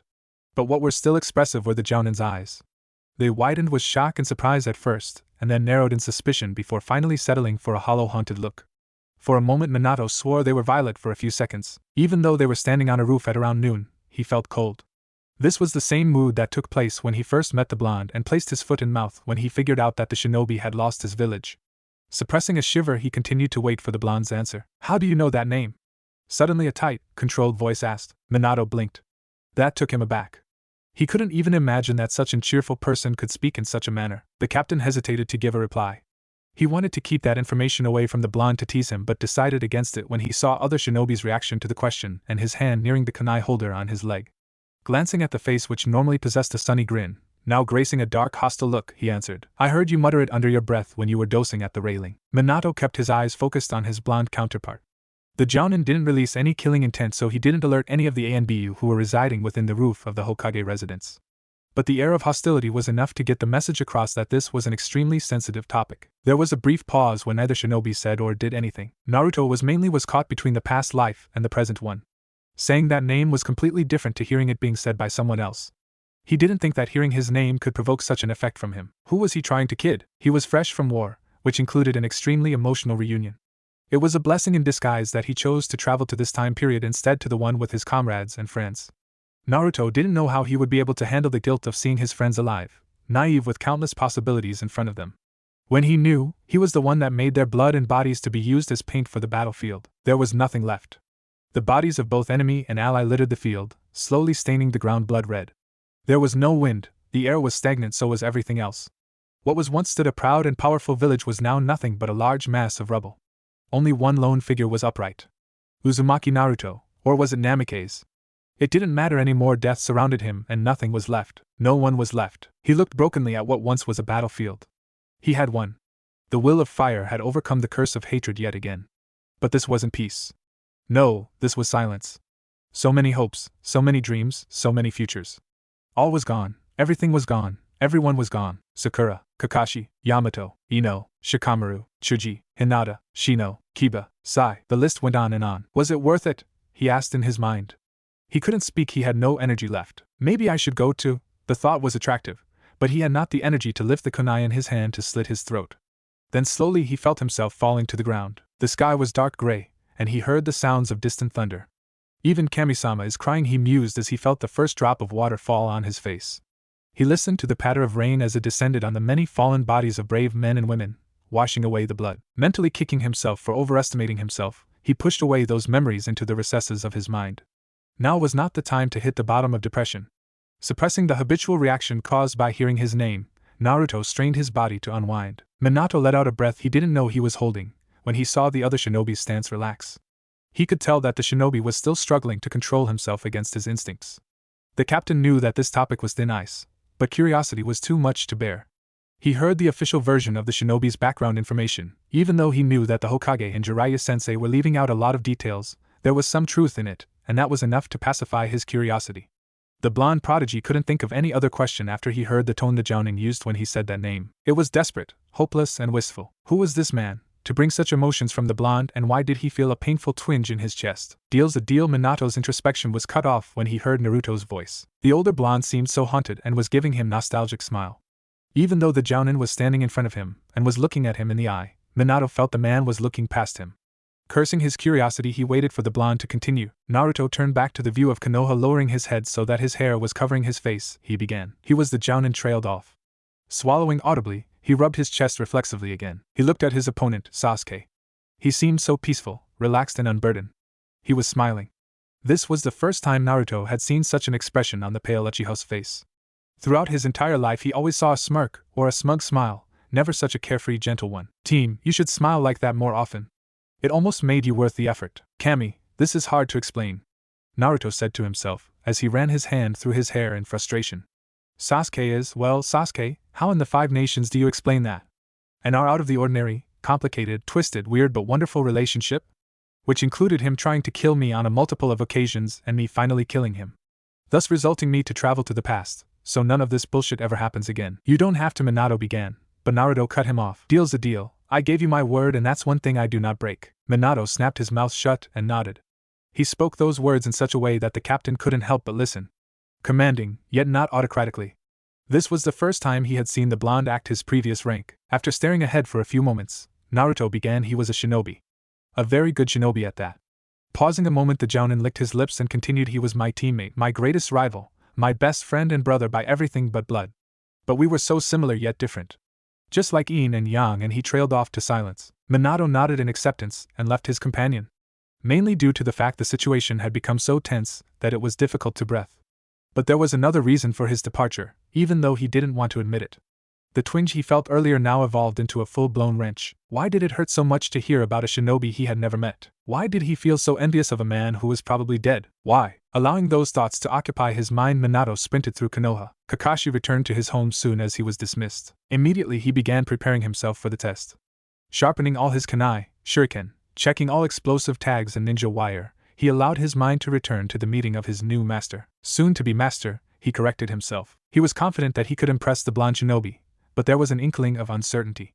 Pushing those feelings away, he went back to evaluate the blonde. Flashback. The Sandaime placed down the morning newspaper when he hears a soft knock on the door. Glancing at the clock on the wall of his office, he let out a smile.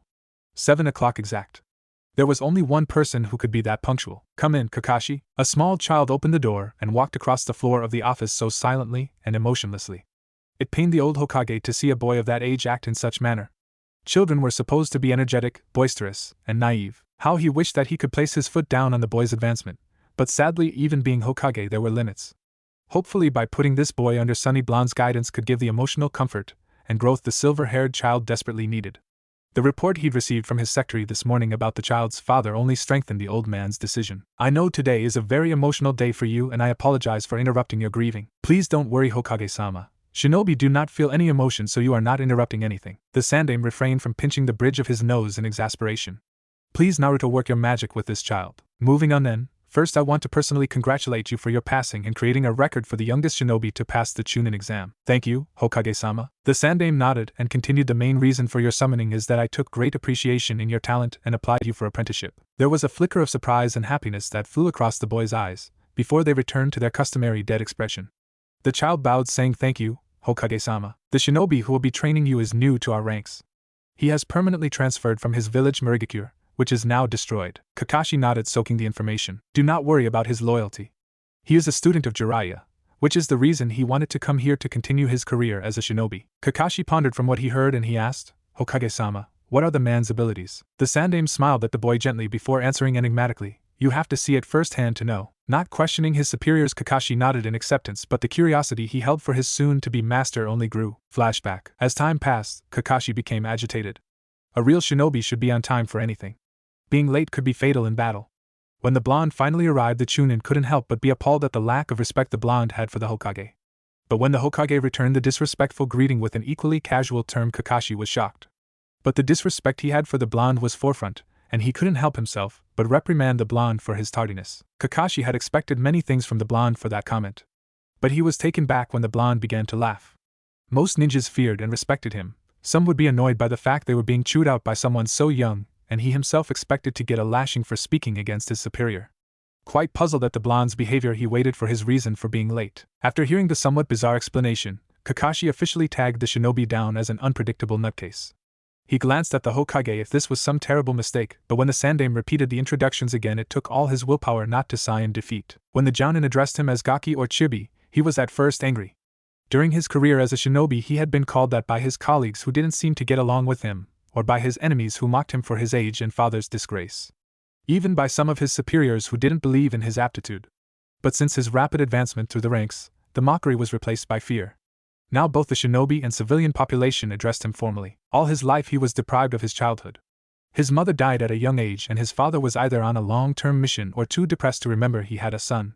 This was the main cause for Kakashi's drive to pass through the ranks, to obtain his father's attention for even a brief moment. His training regime left no room for play or interaction with children his own age. His father's failure led him to be alienated by the village inhabitants even further, and the Hitaki name became the scapegoat for them.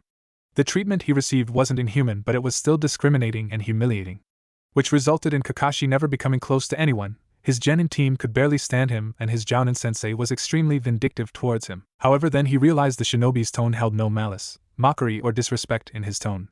During their brief meeting, he began to understand the blonde was treating him as a child. First he was irritated at the fact that he had to show the man up to stop calling him that, but when he analyzed the interaction he found out he enjoyed the treatment. Studying the blonde shinobi further, he discovered the Jounin was different. Though when the young adult looked him in the eye, he saw no pity but warmth and understanding. No one save for the Hokage looked at him with warmth, but there was a presence of sadness as well. Everything about the new shinobi was bright and warm, appearance, personality and behavior. Even though he just met the shinobi, he could tell the man was honest and genuine about his actions no matter how unpredictable in nature he was. There was something about the shinobi that made Kakashi drawn towards him, despite his blatant disregards for the rules and respect for his superiors. Although the newly appointed Chunin had told off his superior, the man smiled and teased him, which made the prodigy feel embarrassed for his disrespect. But at the same time it didn't feel like he was speaking with his superior. He had observed this interaction among civilians and shinobis. So this is what it feels like to have a brother? Kakashi froze for a moment at that thought. Where did that come from? Shaking his head rapidly, now was not the time for those type of feeling. He wrinkled his nose in disgust. He was a tool and tools had no emotions, for they could hamper the mission. If he allowed those feelings to continue, they would interfere with the test the Jounin would provide and would lead him to failure. The Hokage saw him as a talented, useful tool to request a man that has been trained by the one of his students. From what he had heard from his superiors' chatter, that the man was a Kage level nin. It was a privilege to be trained by Kage, and if all of this was true, he could have something to hold his head high about. But first he had to make sure he could convince the shinobi that he was worthy of being his student. The chances of beating him were non-existent, and the strategy depended on the nature of the test, which the blonde shinobi hadn't revealed. So Kakashi assumed that it was something like the genin test, only without the teamwork element. Another thing that made Kakashi curious was what the blonde was specialized in. When apprenticeships were given out, they were generally focused in a particular field. Like interrogation, cryptanalysis, assassination, taijutsu, reconnaissance, genjutsu, etc. The shinobi didn't seem to fit in any category. He was a mixture of everything to be specialized in any specific field. He was intimidating but too warm for interrogation, too noisy for assassination, but had fairly quick responses. The silver-haired shinobi mulled over, putting a mental note on those thoughts, so he could ask them if he became the blonde's apprentice. He went back to his preparation. Packing his equipment, he sprinted to training ground 11. The blonde had given him a day to prepare, so he made use of every opportunity he got. The boy scouted the area, burning the terrain into his memory, making note of every tree, stone, river, and bush. Every little thing counted if you were going to engage in battle with an enemy who was way above your level. After he was satisfied with surveying the area, he began to set up traps. Kakashi glanced up at the sky, and then back at his handiwork. It seemed that he was going to be spending the night in the training field, just like Yin and Yang. Huh? The blonde Jounin let out an amused smile, quite fitting, don't you think, team? And he looked up at the summer blue sky that was slowly darkening. Who is Sasuke? From all the questions he had to ask that one, no wonder he went after mom. Naruto continued to gaze at the village. He wasn't angry at blonde teen for asking at that question. Only surprise and sadness. The hostility he felt was due to a conditioned reaction he had for hearing the bastard's name. In a way, he was glad the blonde had asked that question, for it forced the cold hard truth in his face that he wasn't okay as he thought he was. It was evening when he decided to finally remove himself from the Hokage residence. Jumping down onto the streets, he began to walk aimlessly through the village. Today was an extremely emotional day, and he wished he could drown the past with a good bottle of sake. Sadly, Fuzzy would flush out any sign or symptoms of intoxication before they even began. Useful when he was going undercover as a drunk and enemy ninjas lowered their guard when they saw him down bottle after bottle. But when it came to using it as an antidepressant, he had no such luck. Though the sake didn't have any effect on him, he drank because it made him feel closer to his surrogate mother and godfather. The familiar burning sensation of alcohol, when it slid down his throat, always washed away homesickness and made him remember the good times. After he had spent a good deal on the bar, he could pick up a beautiful woman for the night. A warm body next to him would be pleasant change. The Naruto depression removal process consisted of 3 simple steps. 1. Go to a bar. 2. Drink some sake. 3. Get laid. But first, there is something else that has to be done. He thought and walked towards the Konoha cemetery. He had a grave to visit that belonged to a certain Hatake Tsukumo. Naruto stirred awake only to find a hangover taking over his senses. Yesterday he had visited Hatake Tsukumo's grave. He had not been surprised to see the absence of any sort of offering at the new stone. Hatake-san, I don't know if you can hear me, but if you do, please listen. Crouching down, my name is Naruto and I am taking your son under my wing. Even though Naruto knew the man was dead and he had a high chance that he was speaking to a slab of stone, he still felt compelled to inform the parent. I've seen your son's future and I promise you, I will do everything in my power to make it happier than it was. A light evening breeze blew gently through the gravestones. I promise you, I will be there to protect and guide him. Pausing to gather his thoughts, Tsukumo-san, the choice you made. I just wanted to say that I would have chose the same thing if it were me. The waft of air gently circled him, ruffling his sunny blonde hair. Your son in the future will realize that you did choose the correct option, for he himself said those who break the rules are trash, but those who abandon their comrades are worse than trash. That was his belief, which I carry on. Just as he was about to leave, a strong gush of wind blew past him and Naruto swore he could hear someone whisper a soft, relieved thank you. After paying his respects, he went straight to Anraku Sakai. It was a bar that catered mainly for shinobi and was run by a retired shinobi as well. The bartenders and waitresses were ninja who were forced to withdraw from their career or they just resigned from active duty for various other reasons. It was already late evening and the usual early crowd had already settled in. As soon as he got himself comfortable on an empty bar stool, he immediately ordered a jug of sake. During his drinking, Naruto paused to notice that he was becoming a little tipsy, but it took a longer time when compared to a full-blown seasoned alcoholic. Fuzzy must still be tired. he assumed, and downed the cup. It was time-consuming, but for the first time the whiskered blonde finally managed to become drunk. From his hazy memory he remembered chatting up a beautiful kunoichi, who landed herself in the bar stool next to him, and they walked out of the bar together.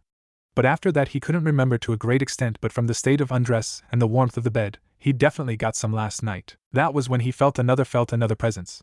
He felt a soft, petite feminine frame wrap around him. A pair of hands sneaked across his chest, mapping out his torso, leaner legs entangled his, and as a result, a well-endowed womanly figure pressed against his back. He turned his head slowly, and a mass of deep violet hair came into view. Odd. He wasn't picky with women, but he leaned more towards lighter hair colors. Moving slowly so he didn't wake the slumbering woman, he untangled himself from his bedmate and walked across the room to have a shower. Once he finished his shower he felt refreshed and happier. The Naruto depression removal process had yet to fail him. Grinning, he walked out of the shower with a towel wrapped around his hips. He remembered he had a brat to test. Pushing his wet hair away from his eyes he walked into his room. Glancing at the bed he noted it was unoccupied. Looking around he noticed there wasn't anyone in the room.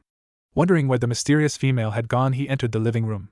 That was when he saw her walking out of his other bedroom in a towel wrapped tightly around her chest. His drunken mind was not dulled in the area in picking ladies. Not overly endowed but agreeably proportionate. Long-toned legs that connected to a well-developed behind which swayed from side to side as she walked. "You're quite comfortable for someone who woke up in a stranger's house," he stated as he watched her strut to his room, removing the towel around her body to dry her waist-length hair, leaving her stark naked in the process. "A man who could drink a river, retain his gentleman qualities and have mind-blowing sex afterwards is no stranger in my books," she replied playfully, and she looked up at him with tan-colored pupilless eyes that shone mischief. For some reason she seemed so familiar. Naruto leaned against the door frame and continued to watch her get dressed. She didn't seem to mind, so like hell he didn't either. Plus she was doing it extremely slowly. Might as well relax and enjoy the show. When the purple-haired kunoichi was ready Naruto walked her to the door and opened it for her. Just as she was going to leave, he took her hand and brought it up to his lips. "May I have my good friend's name?" he asked. She flicked her hair and replied teasingly, "I don't normally give my name on one-night stands, but since you are the gentleman, I'll make an exception." Leaning her entire body against his, she pecked his lips and whispered her name against them. Naruto froze as he watched her leave. Midarashi Hanami. He just had sex with Anko's mom. I really hope insanity isn't a STD. It was 7 o'clock in the morning when Minato was going to leave his apartment. He had some time to spare, so he opted to use the stairs and walk to the Hokage residence. Soon as he cracked open the door he was greeted by the sight of spiky blonde hair behind a waterfall of purple. Quickly closing the door and masking his chakra, even though it was useless against his blonde neighbor, it could buy him some time since he was preoccupied. After the epic failure of a conversation yesterday, Minato was severely uncomfortable and facing the jounin. The young captain hadn't slept at all last night, for his thoughts kept traveling back to what the new jounin said the day before. Even if Minato looked past what the blonde said about this Sasuke, the expression and the tone of voice used was what really drilled the words in. The shinobi seemed to age beneath his eyes. The normal energetic persona vanished and was replaced with a weary, old, and troubled front. Minato had seen this expression before. He had seen this look grace the face Sandame's countless of times, especially during the aftermath of the Second Shinobi War. Fully aware that he could use his balcony as an alternate exit, Minato continued to watch the shinobi and kunoichi interact through the crack he created between the door and frame. His fist and jaw unconsciously tightened when he saw the kunoichi lean forward, literally pasting herself against the blonde. How impertinent of her to throw herself at the new shinobi. Isn't she aware she is ruining the reputation of all the Konoha kunoichi? Does she have any shame at all? Minato blinked at that thought. No, he corrected himself. He wasn't angry about the kunoichi's flirtatious behavior. It was their nature and part of their job description. He was angry because she had chosen that certain blonde to entice, and from what he could see the blonde liked it and was captivated by her. He had heard of Midarashi Hanami. She was queen of seduction and used her sex appeal to its maximum to get whatever she wanted. Even though she had a 3-year-old daughter, men still found her desirable. He heard countless stories from his comrades about how she played with men's hearts until she got bored and left. When he saw the violet-haired woman leave another love-struck shinobi at his door, Minato took matters into his own hands. Naruto had saved his life more than once, and he had intruded his privacy yesterday. It was his turn to return the favor, although it was saving the blonde from an unnecessary heartbreak from a selfish woman and not from death's door. Yanking open the door, Minato did not expect to be greeted by the image of the blonde half-nude. The shinobi has dressed only in a white bath towel which was wrapped loosely around his hips, exposing his bare and chiseled torso. He must have had a bath, for his hair was dripping water down his equally wet, well-built body. It was the first time the captain had seen the blonde this exposed, and he could feel the blood rush up to his face. Thankfully his neighbor was still in a daze to notice the flustered blonde, giving him the time he needed to regain his composure. In the processes of doing so, Minato noticed that there wasn't a single injury on the blonde's body. This was quite strange for shinobi practically accumulated scars throughout their careers, but then his eyes settled on the only disfigurement on the tan skin. It was a large grotesque web-like circular burn that was situated a few inches towards the right away from his heart but directly over his lung. From the branching of the old injury, Minato concluded it was most likely from a lighting jutsu. Then it hit him. The blonde rubbed the exact same spot when he spoke about his dislikes and Sasuke. Doing the math, Minato's whole body tensed in anger. He was my teammate, my greatest rival, my best friend and brother. How could anyone treat him like that? Especially one he considers a brother. Minato thought furiously. The shinobi had so many qualities that even the best ninja lacked. He never judged anyone by face value. He got along with everyone, no matter if they were shinobi or civilian, young or old, weak or strong. Even though it was against his energetic nature, the shinobi was a patient and forgiving man. Even though twice Minato's curiosity had nearly ruined his relationship with the blonde, the shinobi excused him and gave him another chance. Why would anyone try to kill him? Mina-chan, you really have to stop living in your head. Suddenly he became aware of a pair of blue eyes which was colored a richer shade than his own, looking down into his. Naruto's face was merely a few centimeters away from his own. His blonde hair weighed down by moisture, and the ends dripped water onto the captain's uniform. Minato could practically smell the man's scent. He didn't use any scented soap for that was impractical for shinobi unless they were going undercover. Yet the teen could grasp the scent that uniquely belonged to his neighbor. It reminded him of the gentle breeze that flitted through forests of Konoha. The fox Anbu turned red at that thought. Too close was all Minato could think when he gauged the situation, and reflexively propelled away from the jounin, thus resulting him to smash his head into the wall behind him. The teen heard a cry of surprise before everything faded to black. When blonde-haired teen regained consciousness, the first thing he became aware of was the pounding that throbbed through his head. Blinking away pain, he took in his surroundings. The structure of the room was like his, but everything was reverse, and there was an abundance of the things in the color orange. He was in Kazama Naruto's apartment, slowly lifting himself up from his lying down position on the black couch. He looked around the living room and kitchen. The place was neater than he imagined it to be. The main theme was obviously orange and was furnished quite attractively in a style of that of a comfortable bachelor. The furniture was black, and there were a few paintings hung strategically on the walls of the living room. Minato didn't recognize the style, so he took a closer look. He saw the name Sai elegantly written at the bottom right-hand corner. The majority of them were on mystical beasts, but the largest of them all was a drawing of people.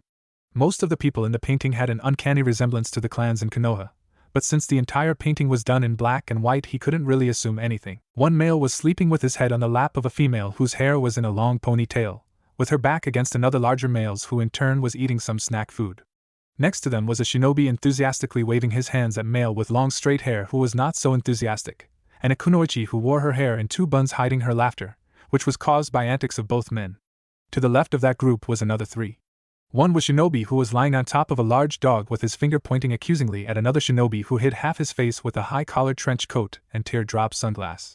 There was a kunoichi with long hair between both men, frantically trying to calm down the ninja with the niken. But in the center of the group of 12 was kunoichi with shoulder-length hair sitting down smiling softly at him, and another was shinobi sitting cross-legged with a paintbrush and drawing pad on his lap. In between the two shinobi was another male. Everyone else was seated save for him, and he had a carefree grin on his face. It was Naruto who standing as the centerpiece of the painting. Who are these people? Minato wondered as he continued to stare at the painting. Everyone seemed so relaxed and comfortable. Even Naruto was far happier than he was now. That was us before the war took its toll. A voice emerged to behind him. Minato spun around and saw Naruto standing behind him. He was dressed in black shinobi pants and sandals with a black long-sleeved turtleneck which had diagonal neon orange and blue stripes on it. In his hands he held 2 white mugs of coffee. Handing one to Minato, he said, "I like mine light with 2 sugars." Minato nodded. It was his preference as well. Then Naruto pointed to the female sitting on his right. "That's Sakura, she was on my genin team. Beautiful yet deadly." Moving his finger to the shinobi who was painting. "And that's Sai. When I asked him to draw this picture, he didn't want to include himself. It took a lot of persuasion for the prick to finally give in." "Why?" the captain asked. Naruto paused for a moment to take a sip from his mug and answered, "Cause this picture represents all the original genin teams, and Sai was a replacement." Sai was his replacement. Minato caught the unvocal insinuation. Putting his mug down, Minato turned to face the jounin and bowed. Not raising his head, he rambled, "I know I have done this before, but I am truly sorry about yesterday's events. I had no right to ask such a question, which brought on so many bad memories. I understand if you are disgusted with my presence." Minato couldn't finish his rant for an unexpected blow hit him exactly where his bump was. Stunned by the sudden action, the teen fell onto the floor rubbing the back of his head. He continued to stare up at the older blonde who was now calmly drinking his coffee. "If it's anyone's fault, it's mine. Naruto stated slowly, holding his hand up to silence the ANBU before he could cut in. I made the deal and you had no idea who he was. You were just curious, and the last time I checked, there is no crime in curiosity. The Jounin crouched down so he would be on eye level with the teen. So stop being a drama queen, moron. You did nothing wrong. Naruto finger flicked the dazed teen forehead to bring him back to reality. Handing the ANBU's mug of coffee again, he commented, now drink that before it gets cold. Coffee tastes like crap if it's not hot. Standing up, he walked to the kitchen to wash his empty mug. Just as he turned to leave, he saw a relieved smile grace the teen's face. He's gotten so used to bottling things up that when it comes to anything emotional, he doesn't know how to handle it. Naruto mulled over while washing the cup. When he saw the teen approach the kitchen sink, Naruto took the mug from the captain's hand. I'll wash that. Seeing the younger man's questioning stare, he answered, it's 8:30. The prodigy nodded in thanks and left through the balcony. Naruto let out a low whistle in admiration as he watched the teen zip around the rooftop. I was not exaggerating when he said that his father was fast. If this was his current speed when he was a teen, he couldn't imagine what he would be like when he matured and created Hiraishin. Naruto felt himself tremble with excitement. He couldn't wait to fight the blonde at the pinnacle of his power. He only had to wait. Then his stomach rumbled, signaling it was time for breakfast. Looking at the clock, he sighed. He still had a test to give. So many things to do in so little time. Kakashi was beyond irritated. He officially hated the blonde. All those thoughts he had for the blonde and the respect flew out of his mind when the first hour passed. You're late, Kakashi gritted out when he felt a familiar figure approach where he was standing. The object of his irritation laughed and smiled idiotically at him before patting him on the head. Sorry, Chibi, but had to be a gentleman to a beautiful woman who chose to share my bed. Then a little blonde fox rammed its head into my neighbor's apartment wall, so I had to keep an eye out for the kidling until it regained its senses. And when it did, I found out it was in an emotional dilemma, so I had to conduct a quick therapy session. Kakashi blinked at the excuse. The man honestly believed in what happened, for it appeared in his body language. I'm being taught by someone who should be in a padded room. Right. Naruto clapped his hands. The objective of your test is to steal one of my swords. But you can only use taijutsu during this spar. Kakashi nodded. Test seemed simple enough, and he may be able to succeed in it even with the limiter since he had a smaller stature. Ready? The blonde asked, and Kakashi went into his personalized academy stance and nodded. Go. Soon as the word left the blonde's mouth, Kakashi charged forward at full speed. He then launched a series of punches and kicks that the Jounin dodged. But even though Kakashi couldn't succeed in landing a hit on the shinobi, he managed to drive the Jounin into a trap he had set. Brilliant tactic, but sadly for you, I was proclaimed the king of pranks. And the blonde evaded the tripped wire, seething Kakashi throw a kunai at the wire. Cutting it brought on a huge wave of shuriken at the blonde. There were so many shuriken unleashed in the wave that the only way out was to use substitution, thus breaking the rules of the test. Kakashi watched slightly horrified when he realized that the blonde wasn't going to substitute himself. Soon as the first shuriken touched the Jounin's skin, he vanished in a plume of smoke. Shadow clone. He used the ninjutsu before the test, so it didn't count. Kakashi immediately focused on a chakra scan. After a few minutes, he managed to locate a signature similar to the blonde on the other side of the training ground. Dashing in that direction, Kakashi soon found himself being greeted with the sight of Jounin sitting comfortably on a rock reading a book. From the cover, Kakashi could tell it was an adult novel, and he averted his gaze. Second stage is, you have to use ninjutsu and genjutsu to destroy this book. The Jounin stated calmly, not taking his eyes from the novel. Sensing the boy's chakra flare, he called out, begin. Ninja art body flicker. Kakashi appeared right in front of the Jounin and made a grab for the book. But Naruto merely evaded and jumped off the rock onto the ground. Wasting no time, Kakashi made the hand seals for the next jutsu. Demonic illusion, hell viewing technique. Even though the low rank of that genjutsu, it still managed to shake Naruto up. This illusionary technique draws its strength from the fear that dwells inside people's hearts, and shows them the one thing they wouldn't want to see. Naruto steeled his mind against sight of his fallen comrades, but what really startled him was the sight of Minato grievously wounded, looking at him brokenly. Squeezing his eyes shut, Naruto dispelled the genjutsu just in time to dodge Kakashi's next attack. Ninja art, shadow shuriken technique. Instead of the usual two Fuma shuriken compiled on top of each other, Kakashi used a third shuriken, but it was a normal shuriken. The first two were thrown to distract the opponent, and since it's D-rank, Jounin would obviously see through the first two. But the last one, the boy attached the elastic version of ninja wire, giving him the ability to manipulate shuriken in mid-flight. Ninja art, manipulated shuriken technique. The disorientation from the genjutsu and the combination of two techniques allowed the silver boy to direct his shuriken to the book. Allowing it to sink into the cover, the young Hotake tugged the string, pulling the book out of the Jounin's loose grip. Grabbing the book, Kakashi ripped it into two. The prodigy looked up at the Jounin for results of his performance. Naruto smiled at the boy and began to clap. Well done. Naruto said, now come and find me. Then he placed his hands into a ram's seal and dispelled, leaving Kakashi alone thinking, another clone? Kakashi was stumped. For the first time, he did not know what to do. After the Jounin's clone had dispelled, he immediately began concentrated to search for the blonde's chakra signature. He was quite good at this from what he gathered from the training, missions, and Chunin exam. But no matter how deep he went, he found nothing. Training Ground 11 wasn't a large ground like 7 or 3. It was the average and if not smaller, so he didn't have a lot of area to search or cover. While scanning the area, he realized that this was also a part of the test. Kakashi was actually impressed by the blonde for his ability to create shadow clones, and it was the first time he had seen the ninjutsu being used. It was categorized as kinjutsu since it called upon a lot of chakra to create the clone and mental strength to handle the sudden inflow of information once dispelled. Once he performed another couple of scans of the area, he let out a sigh of defeat. He had to admit he couldn't find the unpredictable nut job and failed the test. Sitting down on the rock which the Jounin's clone had sat upon, Kakashi closed his eyes. He focused on his other senses to make up for the lost one. The Chunin could hear the leaves rustle for the slight breeze that flew through the trees of the training ground. He could feel warmth the stone radiated. He could smell the scent of— Wait! Kakashi paused, opening his eyes. He remembered catching the slight scent of ramen when they first met. Also, to create shadow clones, one would need a high chakra capacity. A high chakra capacity meant comparatively low chakra control. If he remembered correctly, the blonde chakra signature felt tightly controlled and suppressed, but the Jounin couldn't erase it like the ANBU. Assuming that he was correct, the blonde wasn't here at all either had he entered the training ground. Kakashi struggled to control his anger. He'd spent the entire night and day preparing for this test, and that pitiful excuse for a Jounin didn't have the decency to show up and test him in person. Sprinting towards the gate, he left the training grounds in search for the blonde. It was afternoon when Kakashi landed in front of Ichiraku Ramen, and his stomach grumbled. He had ration bars for last night, and today morning as his meals. Doing a quick chakra scan like he did on other food outlets, he found what he was looking for. Slowly walking towards the drapes, with each step trying to release the anger he was feeling, he entered the ramen stand. He saw the root of his irritation, comfortably sitting on a stool reading a magazine while eating a large serving of ramen. Kakashi continued to glare at the man who seemed not to notice anything. When the blonde turned the page of magazine, he said, "Have a seat, Chibi.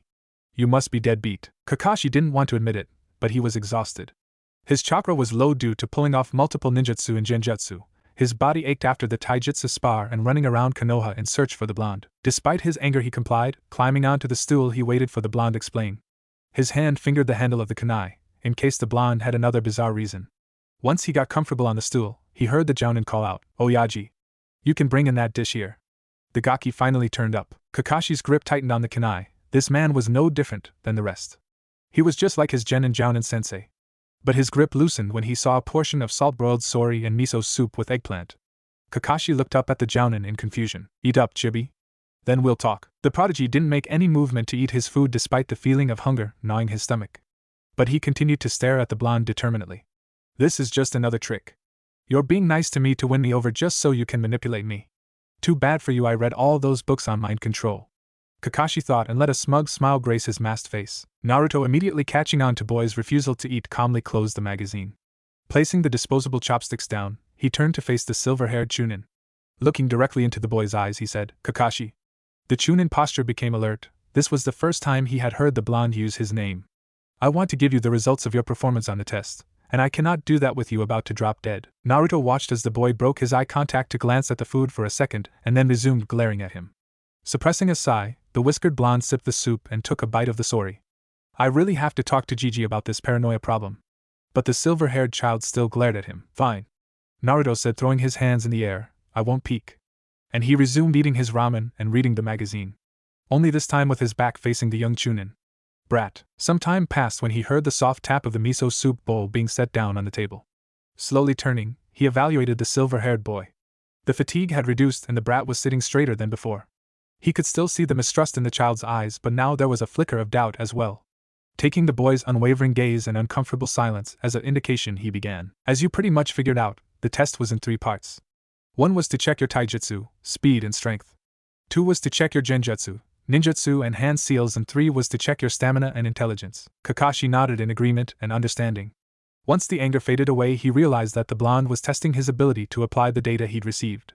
Was that why the Jounin chose to sit at a ramen stall? Did his test truly begin that early?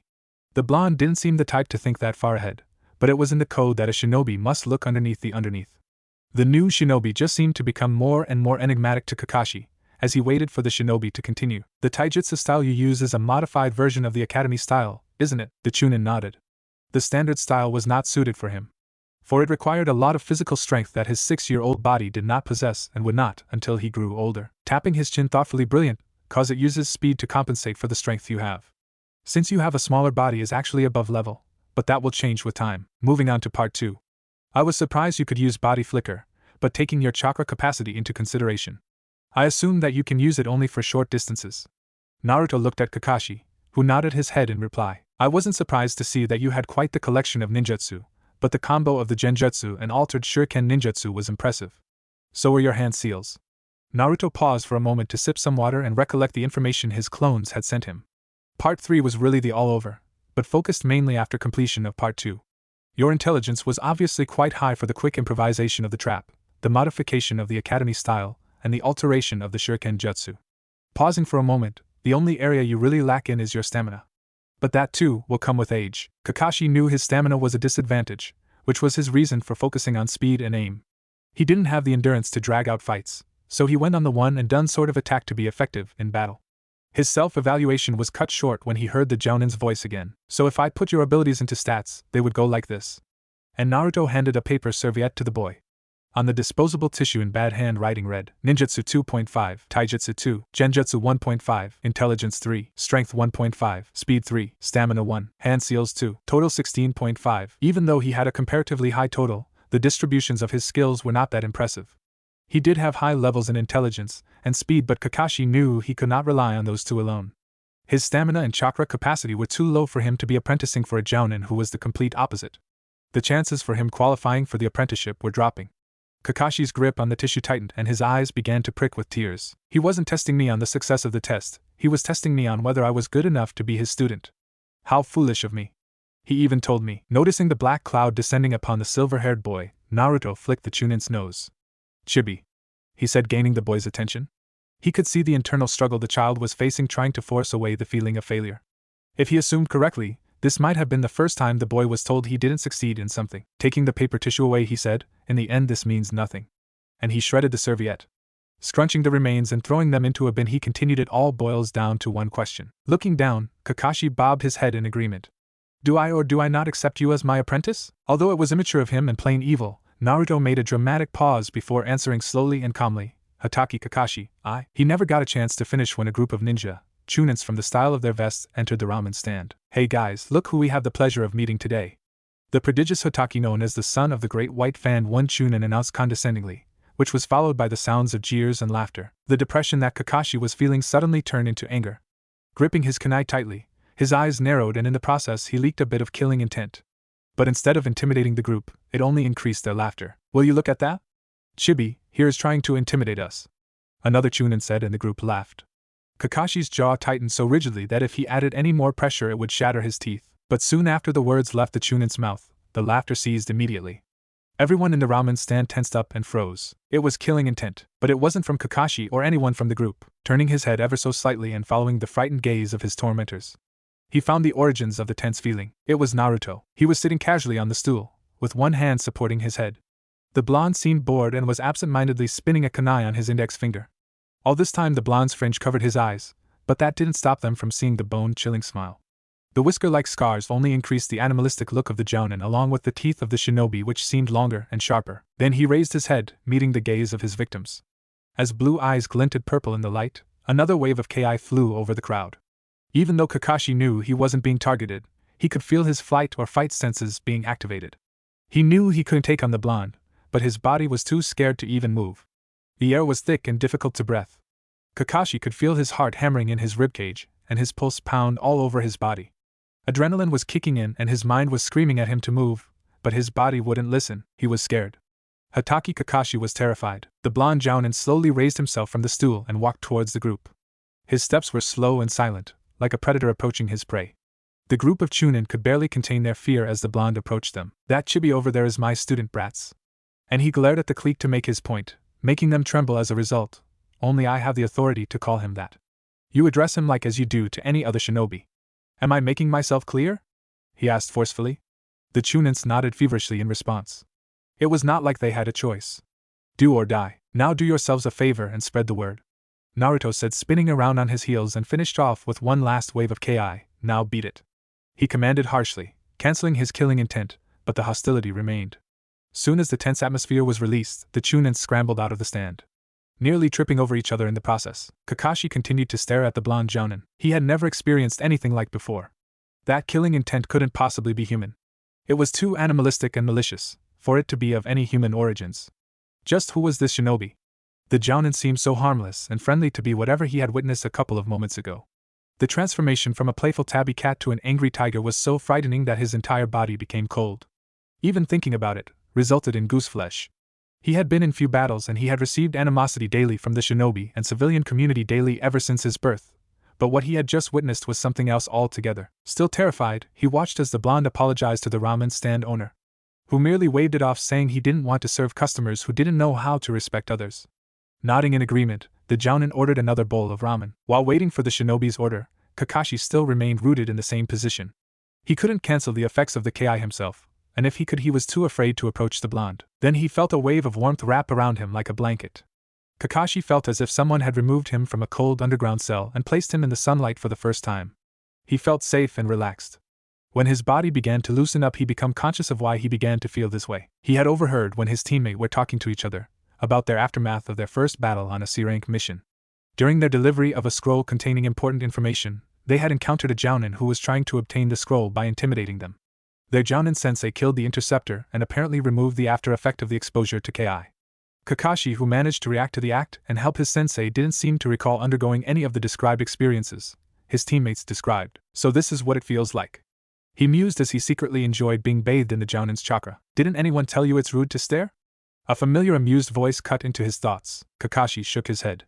Nobody had told him, but he had read about it in various books on etiquette. So what is the mental roadblock? The whiskered shinobi asked, keeping his playful smile on his face. Why? Kakashi asked after a few moments. Why did you accept me? Naruto blinked in confusion for a second, before answering with his own question. Why not? The Chunin looked at the blonde's smiling face in disbelief. We are too different. Our strength lies on either side of the ability spectrum. You have limitless amount of chakra, stamina and strength, while I excel in speed, tactics and aim. We have nothing in common, even our personalities are poles apart. He finished panting. The emotions he promised to keep locked up and hidden at the bottom of his heart were slowly, little by little leaking out. Why does he care? Why did he buy him a meal? Why did he scare away the harassers? Why did he later on bother to waste chakra on him? No one had done any of that for him before. Not even his own father. Sensing an emotional breakdown, Naruto placed some money on the counter before flickering with the child out of the ramen stand. The two appeared seconds later on top of the Sandame's head of the Hokage monument. Kakashi didn't seem to be aware of his surroundings, for his eyes were transfixed on Naruto. The jounin knelt down on one leg so he could on the same level as the boy, and unblinking glassy eyes followed his descent. Naruto didn't expect the prodigy to react in this way. The reply, "Where's the fun in that?" no longer seemed appropriate anymore. Looking the boy in eye, he spoke. Kakashi, he began, we are more alike than you think we are. Pausing for a moment, Naruto said, I know what it's like to be alone. And he allowed his eyes to convey the rest of his message. I know what it's like to be despised, to be mocked, to be ignored, to be helpless. I know what it's like to be hated for something you didn't do. Trying to blink away the tears, Kakashi's forced out a half-chalked "Why?" Naruto allowed a warm smile grace his face, and simply replied, because you are my student. Just as those words were said, Kakashi allowed himself to unravel. Trembling from the force of pent-up emotion, Kakashi frantically clung to the last fragment of his mask. But the blonde shinobi did away with that by simply wrapping his arms gently around the smaller frame of the boy. Gone was the cold, emotionless, calculative and professional shinobi. Under the facade of a young prodigy was a 6-year-old child, who was in desperate need for some emotional comfort. This was something I wish somebody gave to me, Naruto thought absently. Strange, isn't it, Kakashi-sensei? Instinctively wrapping his smaller arms around the jounin's neck, he buried his face in the crook of the blonde's shoulder. The young Chunin allowed himself to do something he wouldn't have before in his short life. Kakashi allowed himself to cry. It was late evening when Kakashi began to settle down. The entire time Naruto cradled his future sensei, and looked ahead at the dimming horizon. He didn't expect the young shinobi to break so soon. He didn't expect the boy's situation to be that complex. Even though Naruto's treatment was harsher, he was able to express himself, and since nobody was aware of his heritage, he didn't have to be haunted by his father's shadow. He'd had the Sandame and the Ichiraka people by his side. Although they didn't completely fill the void of loneliness, it was still far better than nothing. Kakashi, on the other hand, had no one. He had his father's failure haunting him every moment of his life. Since he was a prodigy, there were the constant demands and unrealistic expectations from councils and his peers. To add to the silver-haired boy's list of problems, he had chosen to follow the shinobi code to the letter, thus killing the only option to release any type of built-up pressure. The combination of these situations had put a great deal of stress on child's psyche. Naruto was actually amazed that the 6-year-old's mind hadn't already broken under the strain. Once certain that the boy had cried himself to sleep, Naruto flicked from the Hokage monument to the one of the nearby resident rooftop below. It was then that he realized that he hadn't the slightest idea where the Chunin lived. Kakashi-sensei, in his time period, lived in an apartment a few blocks from Training Ground 3, but he wasn't sure whether he'd lived there since childhood or moved in when he became Jounin. He didn't want to wake the peacefully sleeping child, and it would call up too many unwanted questions if he went to the Hokage now, with the shinobi in his arms, so he went with the third and remaining alternative. Naruto sprinted towards his apartment. Entering through the balcony, he created a clone and told it to make the spare bedroom inhabitable. Once the room was ready, the Jounin placed the boy on the futon and took off his ninja gear. Leaving his mask, shirt, and pants, Naruto tucked the child in. Closing the door, he walked towards the kitchen. Even though he wanted to go to Anakusaki, he knew leaving a prepubescent child alone and bringing home a woman to sleep with was unethical and irresponsible, especially if he wanted to petition for guardianship. Rubbing his temples, Naruto pulled out a jug of sake from the bottom of the countertop. Since he couldn't go out to drink, he figured he might as well drink at home. Pouring himself a cup, Naruto made himself comfortable on one of his countertop stools. After having a few sips of the alcoholic beverage, he spoke out. "If this behavior continues, I will have to label you as my personal stalker." Turning around so he was face to face with his uninvited guest, he continued, "Isn't that right, Mina-chan?" Minato blushed beneath his Anbu mask at the words the Jounin said. True, he hadn't spent a day away from the blonde since his arrival. Even though it was unintentional, he somehow wound up in the shinobi's company. Shifting his weight from one foot to the other, Minato tried to think of an explanation to give the seated male. Before he could come up with a plausible reason, the whiskered Jounin spoke up again, grinning brightly. "I'm just teasing you." Motioning with his hand to the seat next to him, Naruto offered, "Come and keep me company. It's kinda sad to drink alone." Nodding slightly in response, Minato shed the Anbu cloak and mask. Placing them neatly on the black couch, he approached the countertop. Settling on the stool next to one the blonde occupied, the teen watched nervously as the Jounin bent down to retrieve another Ichoko. Minato fidgeted slightly as the whiskered shinobi poured the rice wine into the small vessel. He hadn't consumed anything alcoholic before and didn't know the level of his tolerance. The captain didn't want to offend the 20-year-old by turning down the invitation, so he accepted it instead. Picking the ceramic cup and bringing it to his lips, the teen took a small hesitant sip. It took all of his willpower not to openly gag at the taste. Placing his cup down, the young A&B waited for the burning sensation which flooded his sense to leave. Once the initial resided, the teen found the sweet aftertaste quite pleasant. "So why are you here?" A voice cut into his experience with the wine. Looking into the dark liquid in the vessel, Minato answered. Some ninja reported, sensing some killing intent being emitted from a ramen stand. "So the Hokage sent me to investigate." Pausing for a bit, he looked up and saw Naruto nodding at him to continue. Taking a deep breath, "I arrived at the moment you informed the group about Tsukumo-senpai's child being your student. Then after you flickered out of the stand, I headed to your apartment and waited." And quickly added after he saw the Jounin's eyebrows raise a little, "I needed an explanation for the report which I have to submit to the Hokage." Naruto nodded in understanding and emptied his cup. Refilling it, he heard the teen further comment, glancing at the spare bedroom door. "I didn't expect you to bring company." "I didn't expect it either," he replied, running his hand through the mass of messy blonde hair. There was a brief moment of silence where either of them spoke. Taking a sip from the Ichoko, the teen broke it by asking, "Why did you do it?" Naruto blinked in surprise, then averted his eyes to the window. "Because he is my student." The reaction was too strong for that to be the only reason. The fox Anbu pressed. Deliberately not meeting the gaze of the teen, the Jounin simply replied, "I know." Minato pressed his lips into a thin line. He was reluctant to force it out of the blonde. He didn't want to ruin the relationship they had. He already had 2 close calls and fear he recently acquired for the shinobi when he arrived at the stand. That killing intent wasn't like anything he had experienced before. Steeling himself for the unexpected, the ANBU gripped his kunai under the countertop and opened his mouth to interrogate. Before he could say anything, his companion spoke up. "That boy's situation is painfully similar to mine." Then he downed the cup of sake in one shot and continued, "He just chose to handle it, in my opinion, the harder way. So I had to step in before the chibi went into self-destruction." Refilling his Ichoko, Naruto added, "Plus I detest punks like them, picking on people they know who can't fight back." And spat out the last bit in distaste. "Fucking pisses me off." Minato nodded and downed the remaining sake. He had a lot of explaining and paperwork waiting for him tomorrow. Letting the burning liquid slide slowly down his throat, the teen felt his troubles slowly melt away. Noticing his cup was empty, Naruto topped it up again while attempting to create conversation. "Since you are the first shinobi I came across, my neighbor and my friend, why not tell me about yourself?" And then added cheekily, "Since you obviously know about me." Minato's face burned in embarrassment at the last bit. He didn't mean to eavesdrop, he just had happened to overhear. Drinking slowly, he replied, "My name is Namikaze Minato. I like training, inventing new techniques, and quite recently ramen." He flushed pink at the grin he received from his fellow blonde. I dislike traitors, people who threaten Konoha and its Hokage. My hobbies, I suppose, consist of reading and my dreams. Sorry, I haven't figured that out yet. He finished looking apologetically. Don't worry, it'll come with time. Naruto waved his hand. You said you like reading. What type of books do you like? He asked, taking a drink. My favorite novels are written by Jiraiya-sensei. Soon as his drinking buddy said that, the whiskered blonde spat out his beverage, and in the process surprising the blonde next to him. Staring at the teen-eyed disbelief, who was in turn staring back in confusion, Naruto finally asked the dreaded question. You like Erosenen's trash? He prayed silently. It was bad enough having every sensei who ever taught him being a pervert. The last thing he wanted was to be the son of one. Minato, realizing the reaction behind the jounin, shook his head frantically. No. I haven't read any of his. He searched for a suitable term. His adult fiction. He ended dryly, taking a sip of the alcohol. You don't have to be polite about it, you can call it porn. Naruto replied, relieved, then commented, you are the lucky one. The teen cocked his head in question. I had to be the pervert's editor to learn the techniques. He explained. It was one thing to read the crap. Another to figure out his crappy handwriting, to read the crap he wrote in the first place. The captain laughed at the mental image that statement gave him. When his laughter died down, he noticed the older shinobi was staring intently at him. Shifting nervously in his seat, he asked, what's wrong? Nothing, just surprised, that's all. Minato blinked in confusion. That was the first time I had seen you laugh.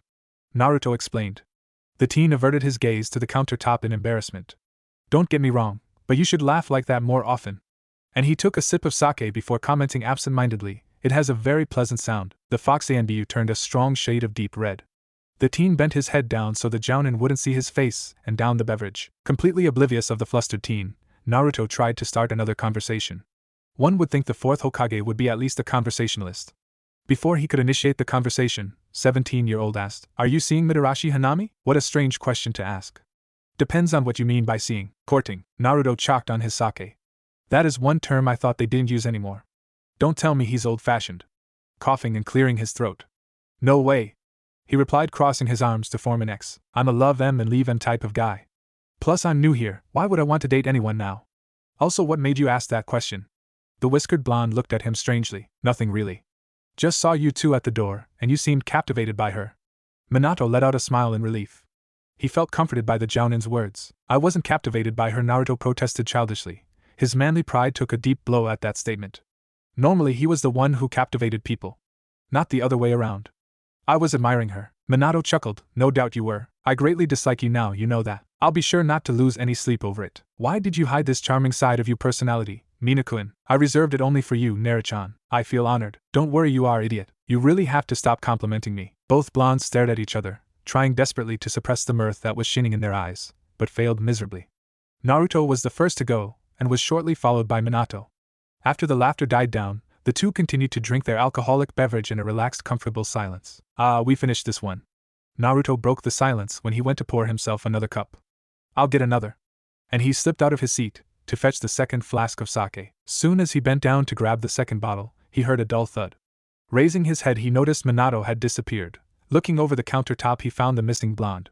Passed out stone cold on his living room floor. At least he's better than Lee. Then again, anyone is better than Lee. Bending down, Naruto went to lift the teen. Sliding one arm under the captain's knees and the other under the teen's shoulders, Naruto raised Minato from his floor.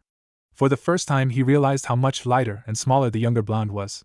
He didn't notice it the first time he carried the blonde, for he was busy on focusing on covering as much ground as possible, and the anger he held for the missing neens was preoccupying his mind at the time. While carrying the unconscious teen towards the sofa, he didn't expect the Anbu to wrap his hands around his neck and nuzzle his shoulder joint. Awkward. Naruto thought as he froze. Not that Minato wasn't desirable. The teen was attractive, no doubt in that. He had the sharp features and the lean-toned body to go with it. Pale blonde hair and Columbia blue eyes went well with his fair skin. The calm, collected and highly perceptive personality combined with his appearance was ultimate cool guy. The whiskered blonde was surprised that the teen didn't have any fangirls or boys stalking his every move. That was when Naruto felt a pair of lips against the skin of his neck. Really awkward. He was confident about his sexual orientation. The reason why he chose being bisexual was simple. If he chose to be hetero or homo, he would be denying half the world his love and miss out on a lot of possibilities. Plus, being around Sai taught him to appreciate beauty no matter where it was or in what form it was in. But Naruto as well had limits. He had to draw the line concerning the people in the past. True, his objectives in this trip were to change the future, and his mere existence changed a lot of things. But he could not and would not meddle with people's hearts and who they were destined for, because the slightest change would wipe out the entire existence of somebody. Other than that, the thought of being romantically or sexually involved with your father made him squeamish, even by his standards. Just then the source of his discomfort decided to nip on the area of skin he previously kissed. No matter how wrong this was in Naruto's mind, the feeling of sharp teeth graze his skin ever so lightly, and then to be replaced with soft wet lips was too arousing. Okay. That's it, and he let go, dropping the teen onto his sofa. The ANBU, with his eyes still closed, squirmed a little, before finding a comfortable position. Once satisfied that the blonde was sound asleep, Naruto retrieved a pillow from his bedroom and tucked it under the captain's head. Removing the armor and shoes, he used the cloak to cover the slumbering teen. Pulling the second flask of sake, he poured himself a cup. First sake, then long cold shower. Walking to his balcony with the alcohol, the whiskered jounin looked up at the night sky. Smiling to himself, he closed his eyes shut. Opening them, he found himself in a sewer. Haven't checked on Fuzzy for some time, he thought, and walked towards the large cage. He easily spotted the large ball of fur trapped under the pillars. From the rhythmic rise and fall of the demon's chest, he assumed that the fox was asleep. Chuckling, he turned to leave, when something from the corner of his eye moved. Doing a double take, he froze. There was another sleeping fox trapped under his pillars. There's two of you? He screeched. Shut it, you bag of useless human meat. One fox grumbled out lazily, cracking one of his eyes open. Unlike you, some of us are trying to sleep. Why are there two of you? Naruto demanded. There is no such thing as two Kyubi no Kitsune, stupid brat. The demon let out a yawn, displaying all its razor-sharp teeth to Naruto. I may be stupid, but I ain't blind. I can clearly see another fox in this cage, Naruto yelled, looking at the sleeping fox. Che! The fox responded lazily, waving its 9 tails around. Figure it out yourself, brat. I'm not your brain, Kyubi. Naruto called dangerously, and then flicked his hand downwards, causing pillars around the demon's neck to slowly choke the fox. I'm not in a mood for your games, you impertinent brat. The fox snarled, but pressure on his throat increased. After some time, the demon finally yielded. Fine. Naruto eased the pressure but still kept his hand ready, in case the demon needed more convincing. When your father sealed me, you were nothing but a newborn. You were too young to handle all my chakra. So he only sealed the yang half in you and the yin in the Shinigami's stomach along with himself. So you're the yang half, pointing to the sleeping fox. And that is yin. Glad to know that brain of yours hasn't completely rotten away. Ignoring the insult, Naruto thought for a moment, since we are in the past, shouldn't your yin half be in my mother? Kyubi glanced at his other half and replied, I don't know, brat. I suppose since you are the future vessel and have more seniority than her at being a vessel. Naruto nodded. It seemed a plausible explanation. Then the Sandame's voice flooded in. Hospital, the Kyubi disappeared and she is very weak and has to adjust with it not being in her. The dead demon consuming seal was like a gate, periodically opening and interrupting the host chakra flow to release the Biju's chakra, so that the demon's chakra and the vessel chakra would fuse, giving the host large reserves and constant flow of chakra. Naruto's eyes widened in realization. If his mother didn't have an entity in her body supplying her chakra while she had the seal, that would mean the end of her ninja career. The seal would constantly interrupt her chakra system, but since there was no chakra flowing through, it would cause gaps and fluctuations in her chakra flow. Turning to the demon, he said, we need to get the Inu into mom, now. But the fox's reply was only to yawn and go back to sleep. Naruto opened his eyes to reality. Useless furball. He muttered, quickly putting the cups into the sink. He flickered to the hospital entrance. Dashing through the doors, he ran towards the desk that said patient information. I need to know which room Uzumaki Kushina is in, he asked hurriedly. The young woman behind the desk eyed him calmly and responded after looking through some papers, she's in room number 49. May I know who's asking? Kazama Naruto, he replied. He pointed to his forehead protector before running towards the stairs. He heard the woman call out behind him, visiting hours are over in half an hour. Yelling a thank you, he went in search of the redhead. When he reached room number 49, he paused for a moment. Next to the door was file. Opening the file, it read, Patient, Uzumaki Kushina, age 16, sex female, current health, coma. On the Glasgow scale, level 2. Naruto's eyes widened again. From the many hours of spending with Bachan and Sakura-chan, he knew a level 2 coma on any scale wasn't good. It wasn't good at all. Placing the file back, he entered the room. The smell of disinfectant was the first thing to hit him. Wrinkling his nose in disgust, he walked towards bed. She was very much younger than the time he met her, when he was trying to rid himself of his dark half behind the falls of truth. Her long red hair was shorter than he remembered, and she was paler as well. The teen was so still that one might have thought she was dead, save for the recurring beeping of the monitor, and her breathing. It was chilling to see such a vibrant person so lifeless. Locking the door, he pulled the covers off her. Lifting her hospital gown up to her belly, he channeled chakra to her seal. When it appeared on her skin, he placed one hand over it and the other on her forehead. Then closed his eyes shut. He found himself on a barren land with a giant orb of stone hovering above the ground a few feet ahead of him. On the stone were 9 stakes hammered into it, and his mother's chakra chains hanging loosely like vines. Directly under the floating rock was his mother asleep. Behind him was his sewer and caged cubies. Now comes the hard part. And he closed his eyes in concentration. The pillars around the Incubi began to shift, forming a square cage around the fox, thus waking the fox in the process. The demon started to howl and struggle against the bars. Shut up! Naruto roared, effectively shutting the fox up. If you continue to struggle, I'll make the cage so small you won't be able to shift a single strand of fur. And the 6 sides of the cage came in closer to make his point. The tailed beast snarled viciously in response, but nevertheless stopped thrashing and curled up, eyeing him reproachfully. What's happening? A sleepy female voice joined in. Looking at Whisker Jounin, she asked, Who are you and what are you doing here? I'm a friend, who is just returning something of yours. Naruto answered vaguely and continued, But I need your help. Kushina looked confusedly at him, but when she saw the Kyubi, she cried out, Q-chan. The caged demon snarled at her. The redhead looked at him in explanation. I found him and he needed to go home. She giggled and asked, So what do you want me to do? The Jounin smiled warmly at her. I'm gonna bring Fuzzy to your floating rock, and I want you to seal him. Okay? Her brow furrowed. How do you do that? Naruto nearly slapped his head. Do you remember how he was sealed before he ran away? She nodded. Now imagine that happening to him. After a small pause, Kushina nodded again. Satisfied, Naruto turned to the caged Kyubi and motioned with his hand for the cage to rise. The pillar cage along with the fox hovered slowly to the stone. When it reached the rock, he signaled to Kushina. Biting her lip, she closed her eyes. The 9 stakes uprooted and pinned each of Kyubi's tails to the hovering mass of stone. Then her chakra chains began wrapping around the cage. Then Naruto cancelled the pillars, slowly breaking them, and Kushina began tightening her chains. After some time, the Kyubi was fully bound to Kushina's orb of stone. Looks like the job's done, Naruto stated, and then patting the reed head, Rest, and I'll be seeing more of you in the future. Wait, Kushina began, but he withdrew from her mind and opened his eyes. Unlocking the door, he pulled down her hospital gown and replaced her covering sheets. Soon as he finished, returned everything to the way it was. The door opened and a nurse came in, with a clipboard and some equipment for the patient's regular checkup. Excuse me, sir, but visiting hours were over a long time ago, she said, eyeing him. I'm sorry, it looks like I fell asleep, and gave her an apologetically smile. The nurse almost smiled back before scowling at him, and replied in a clipped voice, Make sure it never happens again. He nodded and leapt out of the redhead's window. Landing on the roof of a nearby building, he let out a silly grin, humming happily as he jumped from roof to roof towards his apartment. Up! Wake up! Naruto knew this voice. Where had he heard it before? Wake up! And then he felt a hostile presence next to him. Gripping the kunai he had under his pillow, the whiskered blonde snapped his eyes open. Blue eyes met black. Kakashi, with his mask slightly askew, his gravity-defying hair in tumbled mess, and his clothes no longer clean and pressed, the boy still managed to look irate. Oh, it's you. The Jounin's off-handed comment earned a glare from the child who was seated next to his futon. Go back to bed, Chibi. Sleep is good for you, Naruto said, turning to the other side and burrowing back into the warmth his mattress offered. But doing so, he met another pair of eyes on the other side. This time they were blue. Where do you keep the aspirin, Naruto-san? The owner asked in an amused tone, despite nursing the mother of all headaches. Do you two have something against people who enjoy the simple things in life? It's 10 o'clock, Kakashi stated dryly. So that's a perfect time for one to spend sleeping on a holiday. It's Tuesday, Naruto-san, Minato replied, rubbing his head. I'm tired. I had to spend half my night in an unpleasant room saving a beautiful female from certain death, by performing an untested, purely improvised ritual that I might have not survived. Sadly, due to maintenance of my mysterious appearance, I had to leave without telling her my name. How does one reply to a statement like that?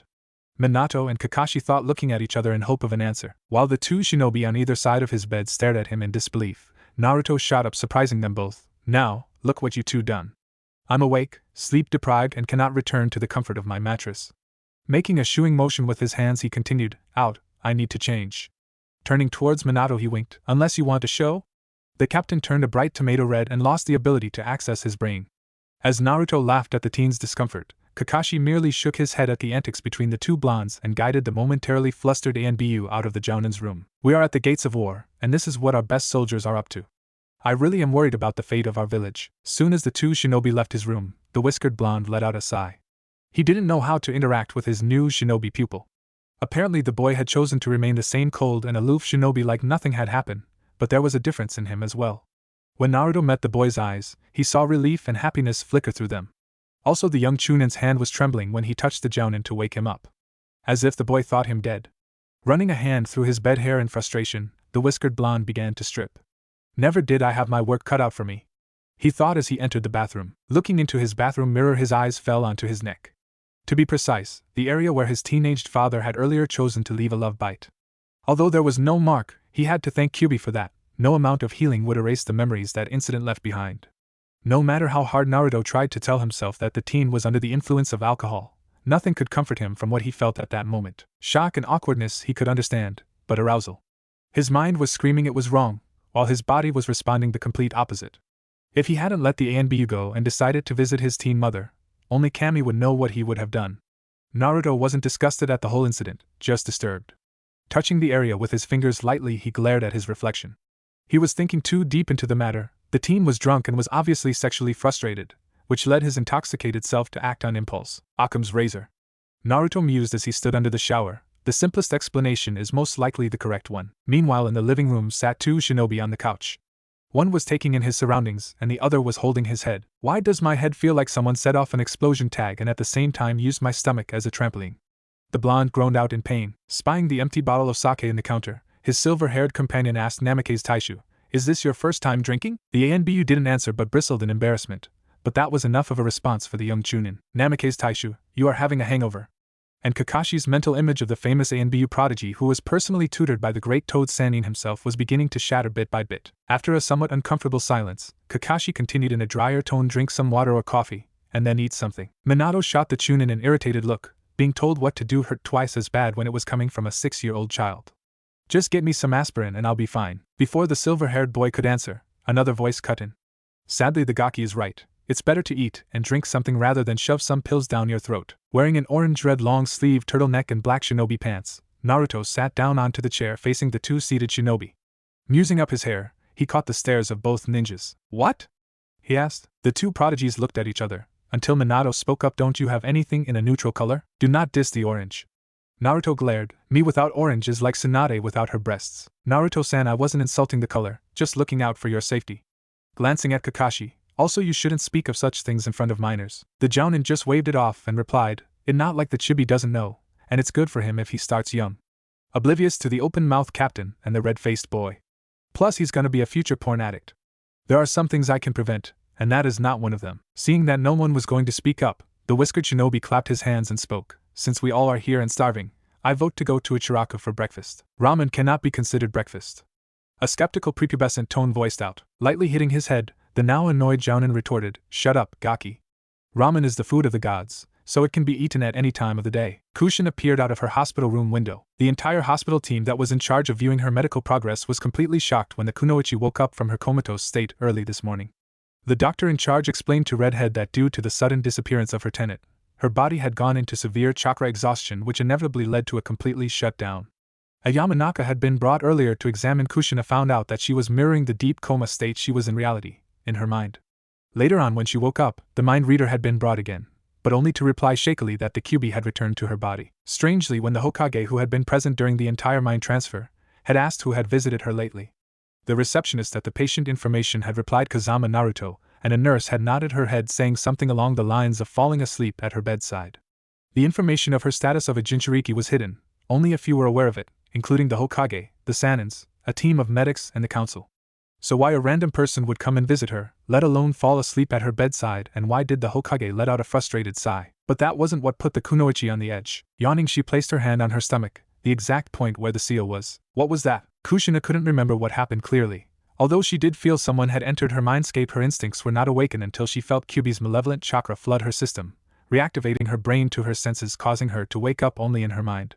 Even though the teen was aware of what was happening, she still felt weak, exhausted, and groggy. Once she had woken up, she heard snarling, crashing, and a deep male voice speak commandingly. Hearing the unfamiliar voice of a human, she forced her sense to attention. Taking in the scene of a blonde jounin holding a glaring competition with the fox, she tried to appear intimidating and defensive. Although the redhead attempted to interrogate the man's uninvited appearance, it came out more of questioning, for there was something about the mysterious jounin. Home. That was how Kushina would have described him. His chakra, smile, personality, and mere presences reminded her of her home. Konoha was her home now, and she loved it dearly, but nothing would or could ever replace her birthplace. Everything about that shinobi was whirlpool. She could feel his chakra spin energetically and pulse with power, just like her clan's men. Just like home. It didn't frighten her, it calmed her down and made her feel relaxed. "I'm a friend." Yes, he was not the enemy, he was a friend. The red-haired kunoichi took pride in following her heart and gut. It had never failed her before, so why now? Everything, save for her head, told her that this jounin meant no harm, so why not take a leap of faith again? "I found him and he needed to go home, but I need your help." What would he gain in returning Kyuubi into her? While she had everything to lose if she refused his offer. Kushina accepted it, with a smile. Kazama Naruto, huh? The kunoichi thought. That was the name given by the receptionist on who visited her last night, and the nurse who confirmed it, saying she found a blonde-haired, blue-eyed jounin who had 6 whisker markings on his cheeks in her room. I'll be seeing more of you in the future. Yes, you will, Naruto-san.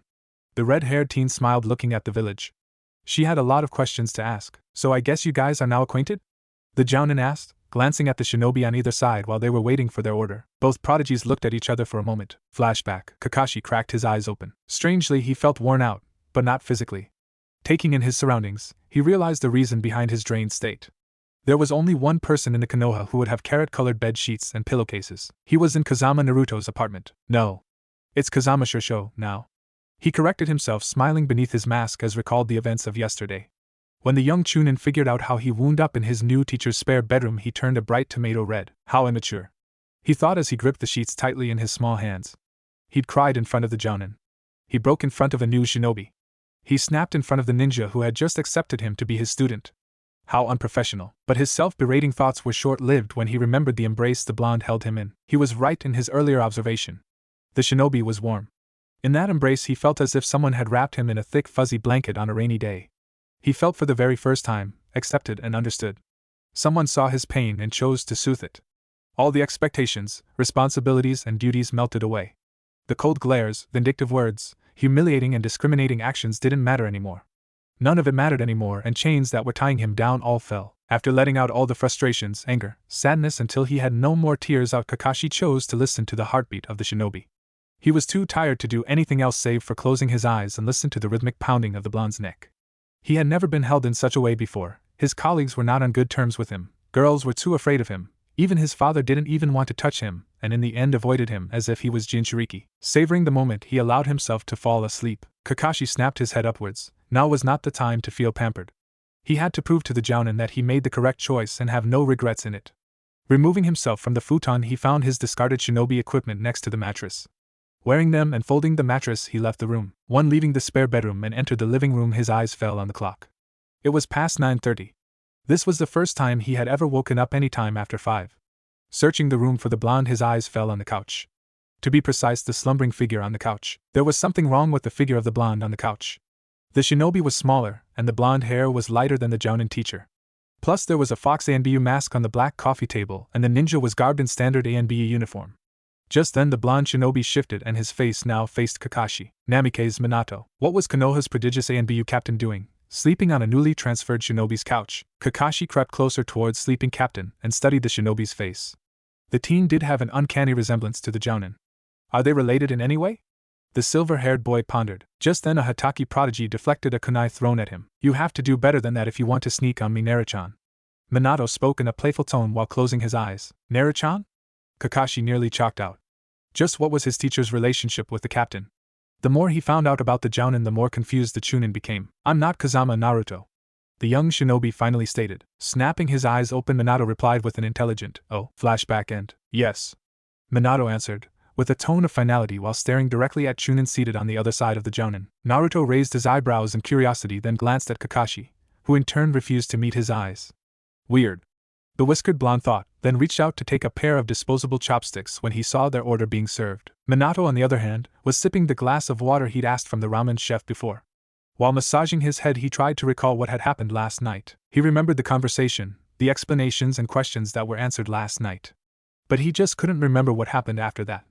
Strangely enough, he could recall the extremely vivid dream which followed the brief blackout. It was cold, no unbearably, but uncomfortable. Even so, he still didn't have the energy to shift, or to wrap his arms around himself. He was just too tired. That was when he felt a familiar warmth engulf him. He knew this presence, this scent, this warmth. Naruto. Cracking his eyes open just by a millimeter, he saw a familiar mop of blonde hair and deep blue eyes peer amusingly at him. Why was he amused? That didn't matter now. What mattered was that the whiskered shinobi was here with him. The jounin being there wasn't enough for the ANBU captain. He wanted more. He wanted more of the jounin's companionship. He wanted the blonde to be there next to him. The blonde was so close, so the teen wrapped his arms around the shinobi. For a moment it was enough to pacify the 17-year-old. He had what he wanted in his arms. The older shinobi warmed him up and chased away the loneliness. Being a prodigy meant being different, but not in a good way. When people interacted with him, they always expect something from the captain, but when he was with his neighbor it was completely different. Naruto always seemed to be able to connect with him, make him relax, like no other ninja or civilian had ever done before. There was something in the older blonde that made him able to open up without fearing this would be the water for the dry grapevine. Even though he only knew the shinobi for over a week, Minato could say he trusted the blonde. It felt nice, but all good things come to an end. For the fear Naruto would lose interest or be taken away from him slowly flooded Minato's mind. There were very few things the ANBU would call his, and because of that, he protected them fiercely.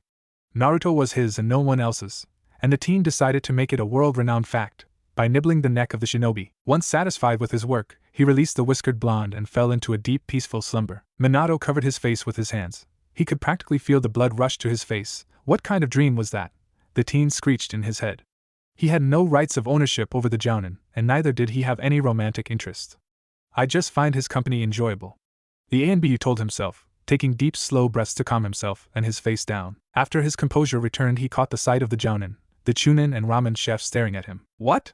The ANBU asked, flushing a bit pink. The trio exchanged looks among themselves before simultaneously shaking their heads and saying nothing. The two prodigies and the newbie began to eat their meal in silence, until a new customer entered the ramen stand. Gaki, you have made me a proud man, the world-renowned legendary Toad Sannin stated, grinning broadly. With the chopsticks in his mouth, Naruto didn't feel like he wanted to know what he had done to earn the man's pride. That grin spoke words that no language could.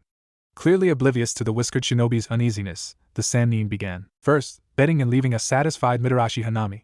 I must congratulate you on that, which is no easy feat. The jounin face-palmed and mentally groaned, not this again. No matter how hot she was, I really would like to forget the fact I slept with the psycho snake lady's mother. Second, is that I heard that you had rushed into the Konoha hospital in mad frenzy asking for a kunoichi, and fallen asleep at her bedside. The sage looked directly at his whiskered pupil.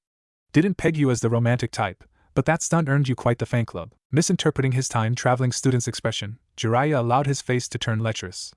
Pulling out his research utensils while grinning broadly, he commented, looks like there is more to the story.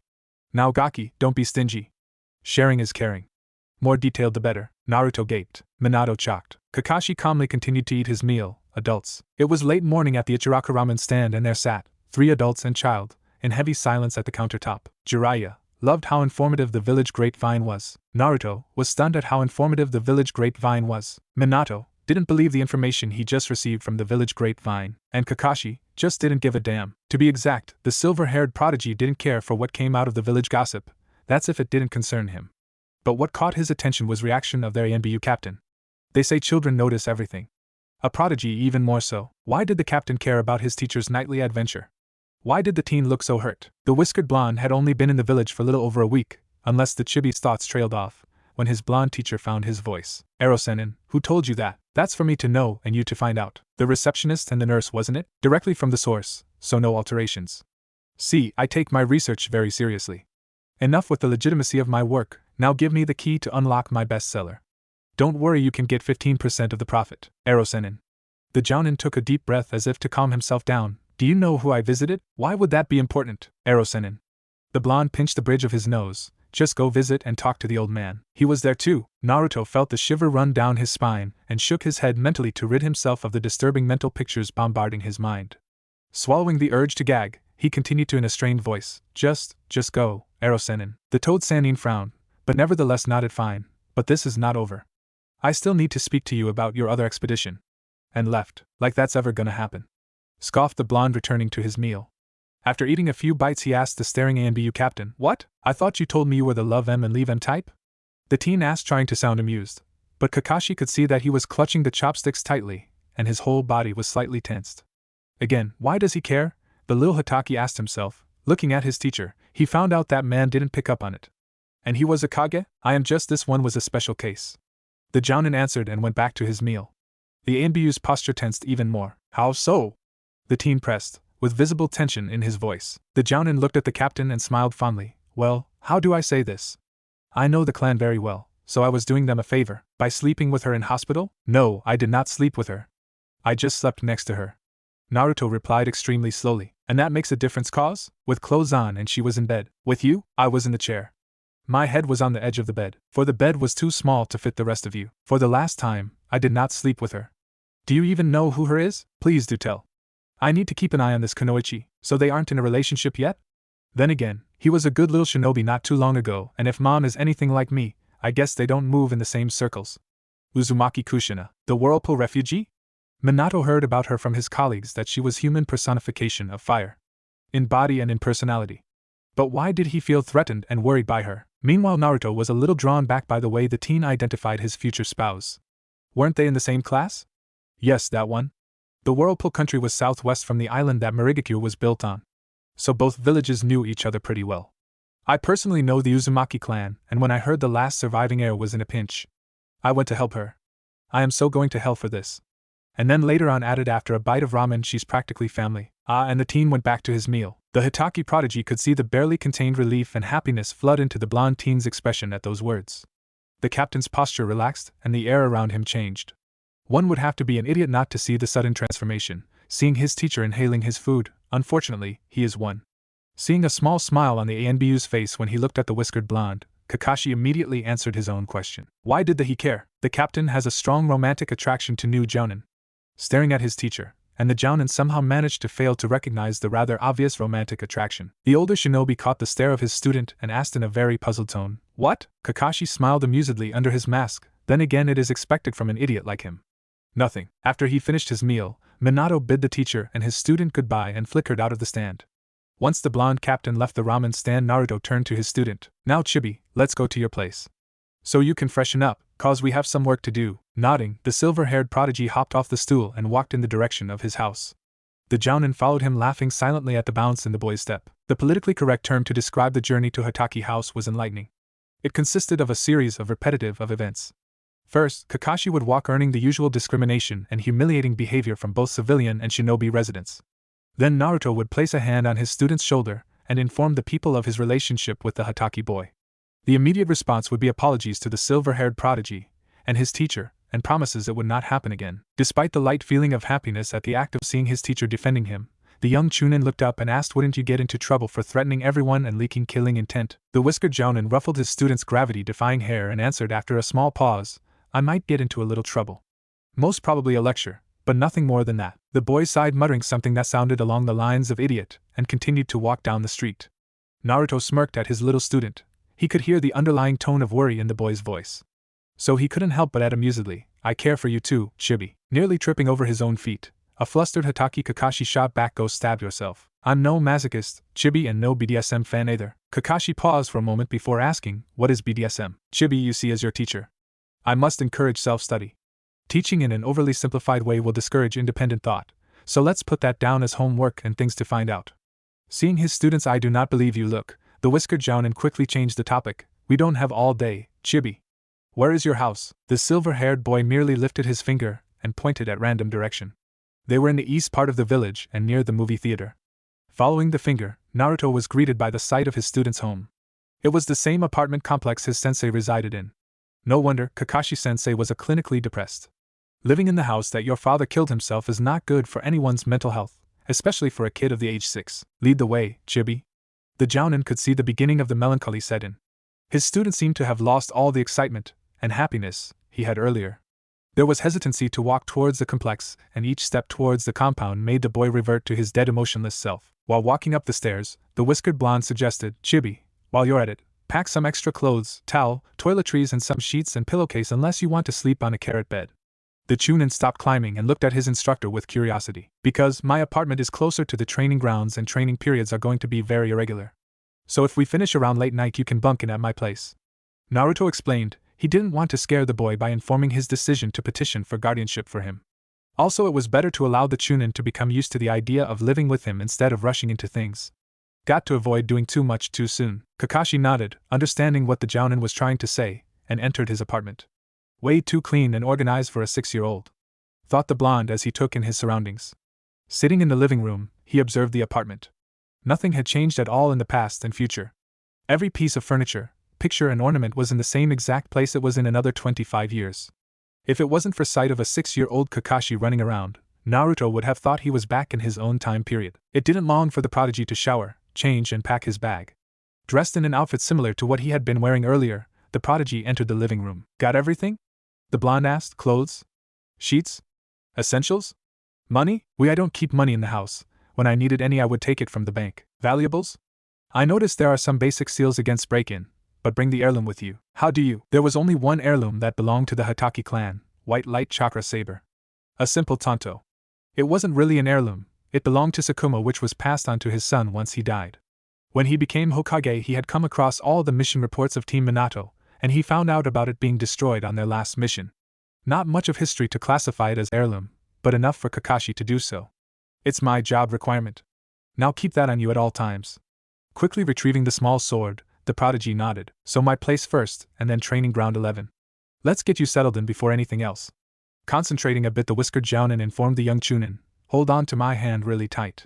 Side-along body flicker is tricky. Locking up the apartment up, the Hatakier gripped his master's hand tightly and asked, have you done this before? There is always a first for everything. The silver-haired apprentice didn't have a chance to react. The teacher and his student arrived at the training ground 11, in an ungraceful heap. Groaning, Naruto rolled Kakashi of him and said, well, looks like I'm improving.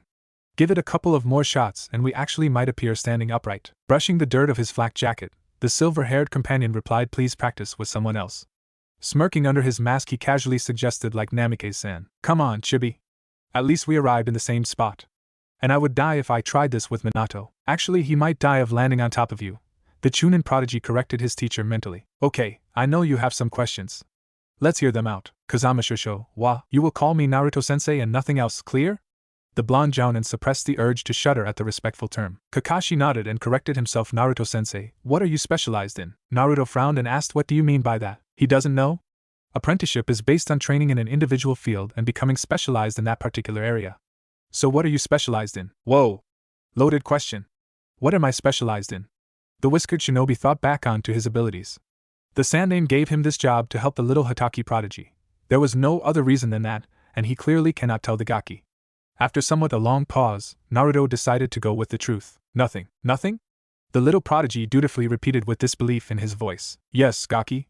I am specialized in nothing. But then how can you? The boy trailed off, clearly confused. Chibi, have you heard of the term jack of all trades and master of none? The prodigy nodded, and then it hit him what his teacher was trying to say. You are specialized in nothing. In other words, you are specialized in everything. You compliment me far too much, Chibi. Naruto patted the boy's head, earning an annoyed huff. I'm not specialized in everything. Assassination, torture, executions were not his bowl of ramen. Unless needed to fulfill the mission. I am just all-purpose. Kakashi seemed confused, but nodded. Anything else? The Jounin asked. When he got a no from the child, he continued, if there is anything else, feel free to ask. Clapping his hands, now to move on to your training? Examining the silver-haired prodigy for a moment, the blonde instructor began. You are tiny. Kakashi glared at that statement. What are you glaring at me for? Truth hurts, Chibi. The Jounin earned a disgruntled sigh. This is going to be fun. The whiskered blonde grinned at that thought. Since you are tiny and still young, we cannot do much of ninjutsu, and elemental chakra has to wait until your chakra system matures and settles for an affinity. But I have a feeling you are going to be a lighting type. All the ninjutsu you know is D rank excluding body flicker, which is C rank. We have to boost your chakra capacity if we want to go on to non-elemental ninjutsu. Naruto paused and looked at his student, who nodded his head as a sign to go on. Taijutsu, I like your modified version, but that is only good for now. You will find some problems when you grow up. So we have to find you a style you can use now and later. Hell, even we can find some styles, mix them up and create something totally new. Like cooking. The silver-haired prodigy chose not to make any comment at the last statement. Genjutsu, well sorry Gaki, but I am no help there. I can teach you stuff to be acceptable but not to become above the others. Kenjutsu, I can teach you but I have no proper style, only bastardization and funinjutsu, depends on if you are interested in it. What we have to work on is your stamina, taijutsu and chakra capacity. With that we can move on to ninjutsu and genjutsu. With age and the proper training the others will naturally come, like strength and hand seals. When Naruto finished his analysis on his student, he caught the blank stare of his student. What are you looking at me for, Chibi? Go climb some tree, this is a mistake. Thought the boy before he began to walk up the trunk. 2 months later. Now, Chibi. Naruto announced, effectively capturing the already captured attention of his student with the customary term of endearment. Ignoring the usual glare from his disciplined student, he carried on with his speech. I feel that you are ready to learn a ninjutsu. Finally! His silver-haired apprentice thought as he let out a sigh of relief. Forgetting his annoyance at his teacher, he looked up at the sunny-haired Jounin in well-contained excitement. As I said before, you are too young to know your elemental type and you still don't have the reserves to pull off kick-ass jutsus. Since I am awesome and you are my student, you have the responsibility to be awesome as well. So I was scavenging my mental library for a kick-ass jutsu for you and I found one that didn't require much reserves, control and was quite easy to learn. He's going to teach me an E-rank ninjutsu? Kakashi felt the bubble of happiness pop. Catching his student's expression, the Jounin lightly whacked him on the head. Gaki, this is one of my original creations. It was labeled a kenjutsu by the Kage of that time, for there was no defense against it. It took down the Kage, Erosenin and many other formidable opponents effortlessly. If it's a kinjutsu, doesn't that make it prohibited to teach? Chibi, do you want to learn the jutsu or not? Kakashi nodded vigorously. As for the demonstration, we need an opponent to witness the full effect of it. I'm still here. That would be redundant. If you get knocked out, how am I going to teach you? You just wake me up, blondes. I heard that, Gaki. And I'm sorry, princess, but as you can see, I don't carry smelling salts with me. I'm male. I am aware of that. Good. For a moment I thought you were blind. But then again, it's hard to say with that mask. I'm not taking the mask off. You will have to someday. That day isn't coming anytime soon. With me around, it'll be sooner than you think. Can we just learn the jutsu? So let us go find an opponent. Isn't that illegal? Using kinjutsus on random, innocent people. That's why we are going to the Hokage. How does that solve everything? Chibi, you disappoint me.